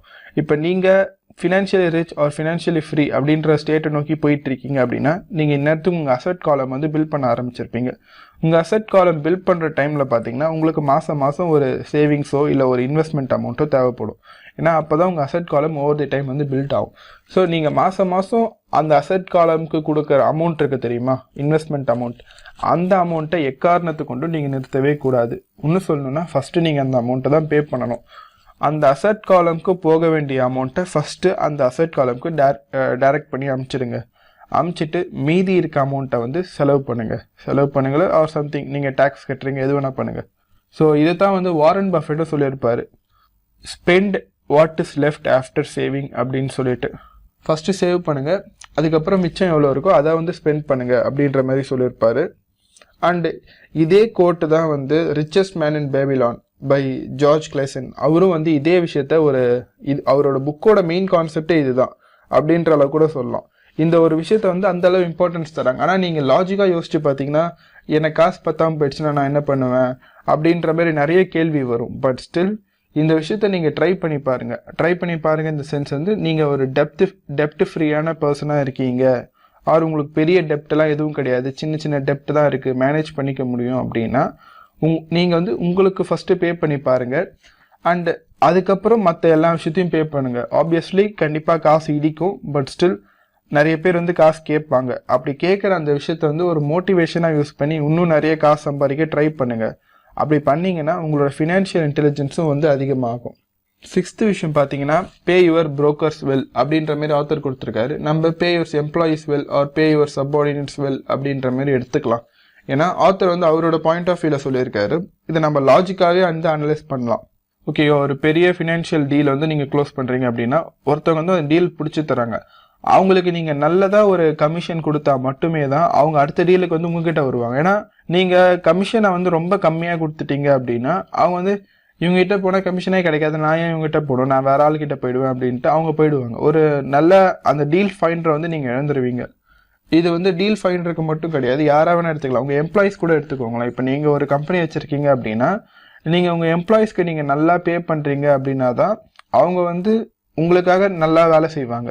ஓகே, நம்ம எதிர்பார்த்ததோட நிறைய அமௌண்ட்டு தராங்க, ஸோ அவங்களுக்காக நம்ம ஏதாவது ஒரு அவங்க எதிர்பார்க்கறதோட நம்ம அதிகமாக தரணும் அப்படின்ற ஒரு மைண்ட் செட்டில் எம்ப்ளாயீஸும் வந்து நிறையா வேலை செய்வாங்க. ஸோ அப்படி அவங்க செய்யும் போது பார்த்தீங்கன்னா கண்டிப்பாக உங்களுக்கு ப்ராஃபிட் இன்னும் இன்க்ரீஸ் ஆகும். நீங்கள் தரது ஏதோ கொஞ்சமாக தான் இருக்கும், ஆனால் அதுக்கான ப்ராஃபிட் வந்து பார்த்தீங்கன்னா ரொம்ப பெரிய லெவலில் வந்து உங்களுக்கு கிடைக்கும். வேற ஒருத்தவங்கனால உங்கள் பிஸ்னஸ் வந்து லாபம் அடையுது அப்படின்னா அந்த பர்சனுக்கு நீங்கள் பே பண்ணுறது வந்து யோசிக்கக்கூடாது. ஏன்னா அந்த பர்சனை நம்பி தான் உங்கள் பிஸ்னஸ் இருக்குது அப்படின்ற ஒரு பாயிண்டில் வந்து தாராளமாக வந்து அவங்களுக்கு பே பண்ணுற மாதிரி தான் இருக்கணும். ஸோ 7th ஒன் பார்த்தீங்கன்னா ரிட்டர்ன் ஆஃப் இன்வெஸ்ட்மெண்ட்டு. அதாவது நீங்கள் ஒரு விஷயத்தில் பணத்தை போடுறீங்கன்னா எவ்வளோ நாளில் உங்களுக்கு அந்த பணம் திரும்பி வரும் அப்படின்றது தான் return of investment. For example, நீங்கள் 2 lakhs ஸ்பெண்ட் பண்ணி ஒரு பிஸ்னஸ் வைக்கிறீங்க, அந்த பிஸ்னஸ் வந்து உங்களுக்கு மந்த்லி 20,000 ரெவென்யூ தருது. அந்த 20,000ல் பார்த்தீங்கன்னா எக்ஸ்பென்சஸ்லாம் போக கையில் வந்து 5,000 நிற்குது அப்படின்னா நீங்கள் வந்து அந்த பிஸ்னஸ்லேருந்து ரிட்டர்ன்ஸ் எடுக்க உங்களுக்கு 40 months கிட்ட ஆகிடும். ஸோ இந்த 40 months தான் வந்து உங்களோட ரிட்டர்ன் ஆஃப் இன்வெஸ்ட்மெண்ட் டைம். 40 மாதத்தில் உங்களோட இன்வெஸ்ட்மெண்ட் வந்து ரிட்டர்ன் ஆகிடும். அதுக்கப்புறம் அந்த பிஸ்னஸ்லேருந்து வர எல்லாமே வந்து ப்ராஃபிட் அப்படின்ற மாதிரி வரும். ஒரு ரியல் இன்வெஸ்டர் பார்த்தீங்கன்னா ரிட்டர்ன் ஆஃப் இன்வெஸ்ட்மெண்ட்டுக்கு ரொம்பவே வந்து இம்பார்ட்டன்ஸ் கொடுப்பாங்க. ஏன்னா நீங்கள் ஒரு விஷயத்தில் போய் பணத்தை போடுறீங்க, எத்தனை நாள் அது உங்களுக்கு திரும்பி வரும், எவ்வளோ % வந்து உங்களுக்கு திரும்பி வரும் அப்படின்றத நீங்கள் கால்குலேட் பண்ணணும். ஏன்னா ஒரு இன்வெஸ்ட்மெண்ட் வந்து நல்ல இன்வெஸ்ட்மெண்ட்டாக இல்லையா, இல்லை ஒரு இன்வெஸ்ட்மெண்ட்டை பண்ணலாமா வேணாமா அப்படின்ற one of the major deciding factor வந்து இந்த ரிட்டர்ன் ஆஃப் இன்வெஸ்ட்மெண்ட் தான். நீங்கள் ரிட்டர்ன் ஆஃப் இன்வெஸ்ட்மெண்ட்டை வச்சு தான் ஒரு இன்வெஸ்ட்மெண்ட்டை வந்து கம்பேரே பண்ண முடியும், இன்னும் கரெக்டாக சொல்லணும்னா. ஸோ 8th விஷயம் பார்த்தீங்கன்னா ஆசெட் பை லக்ஸுரிஸ். இந்த விஷயத்தை பற்றி நம்ம ஏற்கனவே டிஸ்கஸ் பண்ணியிருக்கோம். அதாவது நிறைய பணக்காரங்க வந்து அவங்க லக்ஸுரிஸை வந்து டேக்ஸ் பெனிஃபிட்காக வாங்குவாங்க அப்படின்னு சொல்லிட்டு. ஸோ இன்னும் கரெக்டாக சொல்லணும்னா லக்ஸுரிஸ் வந்து நீங்கள் கரெக்டாக இன்வெஸ்ட் பண்ணதுக்கான ரிவார்ட், உங்கள் ஆசெட் வந்து உங்களுக்கு தர ரிவார்டு தான் வந்து லக்ஸுரிஸ், நீங்கள் கரெக்டாக இன்வெஸ்ட் பண்ணியிருந்தீங்கன்னா. ஃபார் எக்ஸாம்பிள் ஆத்தர் எப்படி சொல்கிறாருன்னா, இப்போ நீங்கள் ஒரு லக்ஸுரிஸ் வாங்கணும்னு நினைக்கிறீங்க, ஏன்னா ஆசை எல்லாருக்குமே இருக்கும். நீங்கள் ஒரு லக்ஸுரிஸ் வாங்கணும்னு நினைக்கிறீங்க, ஃபார் எக்ஸாம்பிள் நீங்கள் ஒரு கார் வாங்கணும்னு நினைக்கிறீங்க, அந்த காரோட இஎம்ஐ டவுன் பேமெண்ட் பார்த்தீங்கன்னா பர் மந்த் 30,000 நீங்கள் கட்டுற மாதிரி வருது அப்படின்னா 30,000 நீங்கள் அந்த காரை வாங்குறதுக்கு முன்னாடி யோசிங்க, 30,000 எனக்கு மந்த்லி ஜென்ரேட் பண்ணுற மாதிரி எனக்கு ஒரு ஆசெட் வேணும், அந்த ஆசெட்டை வச்சு நான் இந்த காரை வாங்குவேன். ஸோ என்ன பண்ணுங்கன்னா ஃபஸ்ட்டு அந்த மாதிரி ஒரு யோசிங்க. ஏன்னா நீங்கள் அந்த இப்போ ஒரு சில டைம் பார்த்தீங்கன்னா கார்லாம் நம்ம வாங்க முடியாது அப்படின்னு நீங்கள் யோசிக்கிறீங்கன்னா உங்கள் மைண்ட் வந்து க்ளோஸ்டு மைண்ட் ஆகிடும். ஸோ எப்படி வாங்கலாம்னு நீங்கள் அதை யோசிக்கும் போது உங்கள் மைண்ட் வந்து இந்தமாரி ஒரு பிளான் வருது அப்படின்னா இதுக்கு ஒர்க் பண்ணுங்கள், ஒரு ஆசெட்டை ஜென்ரேட் பண்ணுங்கள், அந்த ஆசெட்டை ஜென்ரேட் பண்ணிவிட்டு அந்த ஆசெட்லேருந்து வர இன்கம் வச்சு நீங்கள் கார் வாங்குங்க. அதுலேருந்து வர இன்கம் வச்சு நீங்கள் கார் வாங்குறீங்க அப்படின்னா உங்களுக்கு அந்த கார் வந்து நீங்கள் வாங்கின கணக்கே வராது. ஆக்சுவலி அந்த கார் வந்து ஃப்ரீயாக அந்த மாதிரி ஒரு கணக்கும் இருக்கும். ஸோ இதுதான் வந்து 8th விஷயம், assets by luxuries. 9th விஷயம் பார்த்தீங்கன்னா த நீட் ஃபார் ஹீரோஸ், அப்படி இல்லைன்னா இன்ஸ்பிரேஷன் அப்படின்னு சொல்லலாம். நம்ம லைஃப்பில் பார்த்தீங்கன்னா நம்மளுக்கு நிறைய பேர் வந்து இன்ஸ்பிரேஷனாக இருப்பாங்க. சில பேர் வந்து ப்ரொஃபஷனல் இன்ஸ்பிரேஷன்ஸாக இருப்பாங்க, இவங்கள மாதிரி இருக்கணும் அப்படின்ட்டு. சில பேர் வந்து ஒரு சோஷியல் டீட்ஸ்க்காக அவங்கள நம்ம இன்ஸ்பிரேஷன் மாதிரி வச்சுருப்போம்.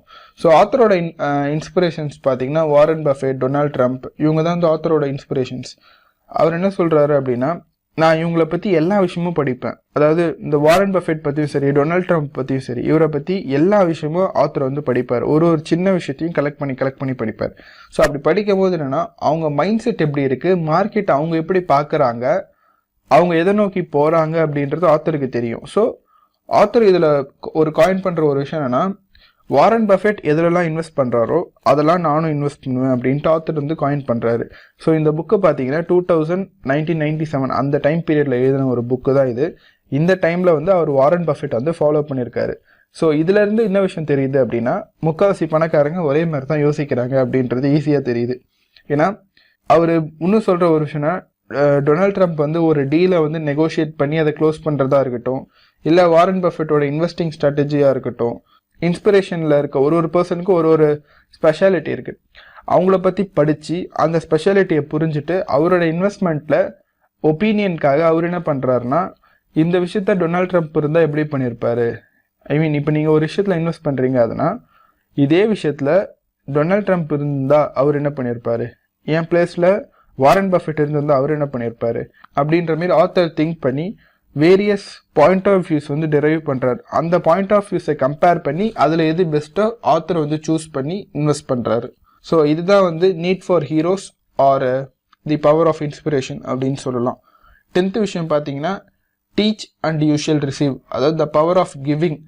ஆத்தரோட 2 டேடுமே பார்த்தீங்கன்னா டீச்சர்ஸ் தான். அவரோட ரிச் டேட் வந்து அவருக்கு எப்படி பணம் சம்பாதிக்கிறதுன்னு சொல்லி தந்தார். அவரோட புவர் டேட் வந்து எல்லாருக்கும் சொல்லி தந்தார், அவருக்கு எதுவும் சொல்லி தரல. ஸோ ஆத்தர் என்ன சொல்கிறாருன்னா, உங்களுக்கு ஒரு விஷயம் வேணும்னா ஃபஸ்ட்டு அந்த விஷயத்த வந்து நீங்கள் சொசைட்டிக்கு கொடுங்க. நீங்கள் கொடுத்தீங்கனாலே அந்த விஷயம் வந்து உங்களுக்கு ரெசிப்ரோகேட் ஆகும் அப்படின்ற மாதிரி சொல்கிறாங்க. ஸோ இந்த 10 பாயிண்ட்லையும் ஆத்தர் வந்து இந்த பாயிண்ட்டை வந்து கொஞ்சம் அதிகமாகவே ஸ்ட்ரெஸ் பண்ணுறாரு. சில டைம் வந்து ஆத்தர் சொல்கிறாரு, சப்போஸ் அவருக்கு காசு ரொம்ப கம்மியாக இருக்குது அப்படின்னா அவர்கிட்ட இருக்க கம்மியான அந்த அவரோட ஃபினான்ஷியல் சுச்சுவேஷன் லோவாக இருந்தாலும் சரி, அவர் போயிட்டு காசை வந்து கொடுப்பாரு. அப்படி கொடுக்கும் போது கண்டிப்பாக அந்த அமௌண்ட் வந்து அவருக்கு ரெசிப்ரோகேட் ஆகி திரும்பி வரும் அப்படின்ற மாதிரி ஆத்தர் இதில் டேர்ம் பண்ணுறாரு. அண்ட் இதெல்லாம் சொல்லி முடிச்சுட்டு அவர் கடைசியாக ஒரு விஷயம் சொல்கிறார், நீங்கள் கொடுக்கும்போது கொடுக்கணும் அப்படின்ற அந்த ஒரு விஷயத்துக்கு உங்களுக்கு திருப்பி வரும் அப்படின்ற அந்த மைண்ட் செட்னால கொடுக்காதீங்க. நீங்கள் ஹெல்ப் பண்ணணும், உண்மையிலே நீங்கள் வந்து ஒரு ஜெனரஸ் பர்சனாக இருக்கணும் அப்படின்ற ஒரு மைண்ட் செட்டோட கொடுத்தீங்கன்னா தான் இது வந்து ஃபுல்லாக ஒர்க் அவுட் ஆகும் அப்படின்ற மாதிரி சொல்கிறாங்க. ஸோ எந்த விஷயம் பண்ணாலும் ஒரு கிராட்டிடியூடாக இருங்க, முடிஞ்ச அளவுக்கு ஜெனரஸாக இருங்க அப்படின்ற மாதிரி ஆத்தர் சொல்கிறார். ஸோ இதுதான் அந்த 10 விஷயம். ஸோ இந்த 10 விஷயத்தையும் உங்கள் லைஃப்பில் நீங்கள் இன்கார்பரேட் பண்ணுறீங்க அப்படின்னா உங்களோட திங்கிங் பேட்டர்ன் வந்து ரிச் பர்சன் மாதிரி மாறிடும். ஸோ ஆப்வியஸ்லி உங்கள் திங்கிங் பேட்டர்ன் ரிச் பர்சன் மாதிரி மாறிடுச்சுன்னா உங்களோட ரிசல்ட்டும் வந்து ரிச் பர்சன் மாதிரி வரும்.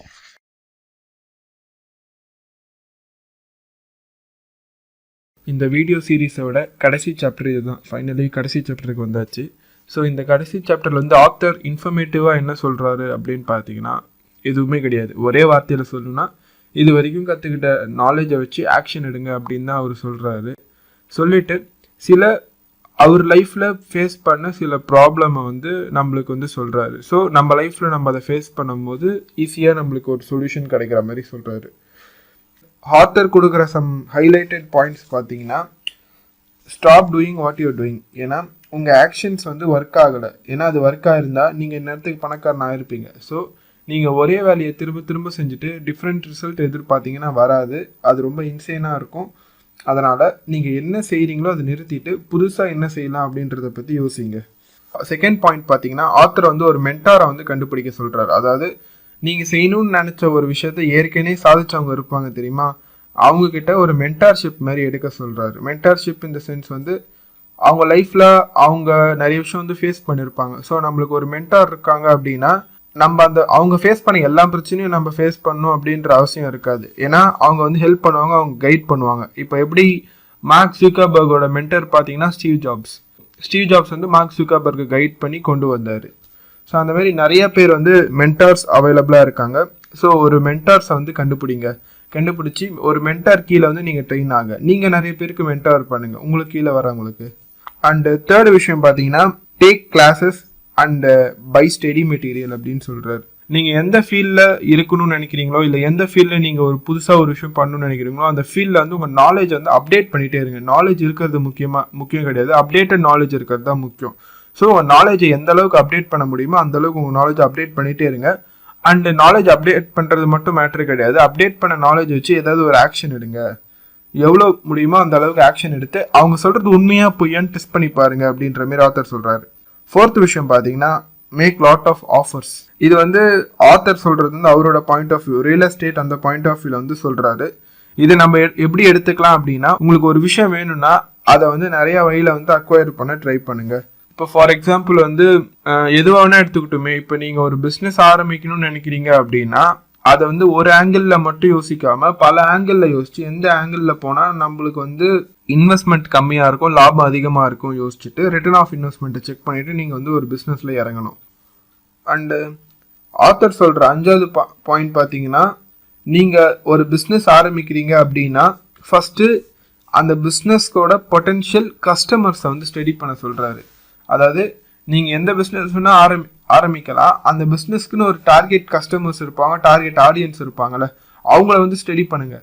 அவங்களுக்கு என்ன இல்லை அப்படின்றத பாருங்கள். அவங்க எந்த விஷயத்த மேஜராக இல்லைன்னு சொல்கிறாங்களோ அந்த ஒரு விஷயத்த நீங்கள் உங்களோட யூனிக் செல்லிங் பாயிண்ட்டாக வச்சு பிஸ்னஸ் ஆரம்பிச்சிங்க அப்படின்னா உங்கள் பிஸ்னஸ் வந்து நல்லா போகிறதுக்கு வாய்ப்பு இருக்குது அப்படின்ற மாதிரி ஆத்தர் சஜஸ்ட் பண்ணுறாரு. ஆத்தர் சொல்கிற 6th பாயிண்ட் பார்த்தீங்கன்னா லேர்ன் ஃப்ரம் ஹிஸ்ட்ரி. அதாவது எந்த பெரிய கம்பெனி வேணால் எடுத்துக்கலாம், ஆனால் எந்த பெரிய கம்பெனியுமே ஒரு சின்ன பாயிண்ட்ல இருந்தால் ஸ்டார்ட் ஆச்சு. Start doing things. நீங்கள் எந்த விஷயம் மனசில் இத்தனை நாள் நினச்சிட்டு இருப்பீங்க இது பண்ணணும் அது பண்ணணுன்ட்டு, அந்த விஷயத்த வந்து செய்ய ஆரம்பிங்க. Because action speaks louder then words அப்படின்னு சொல்லிட்டு இந்த சாப்டர் முடிக்கிறாங்க.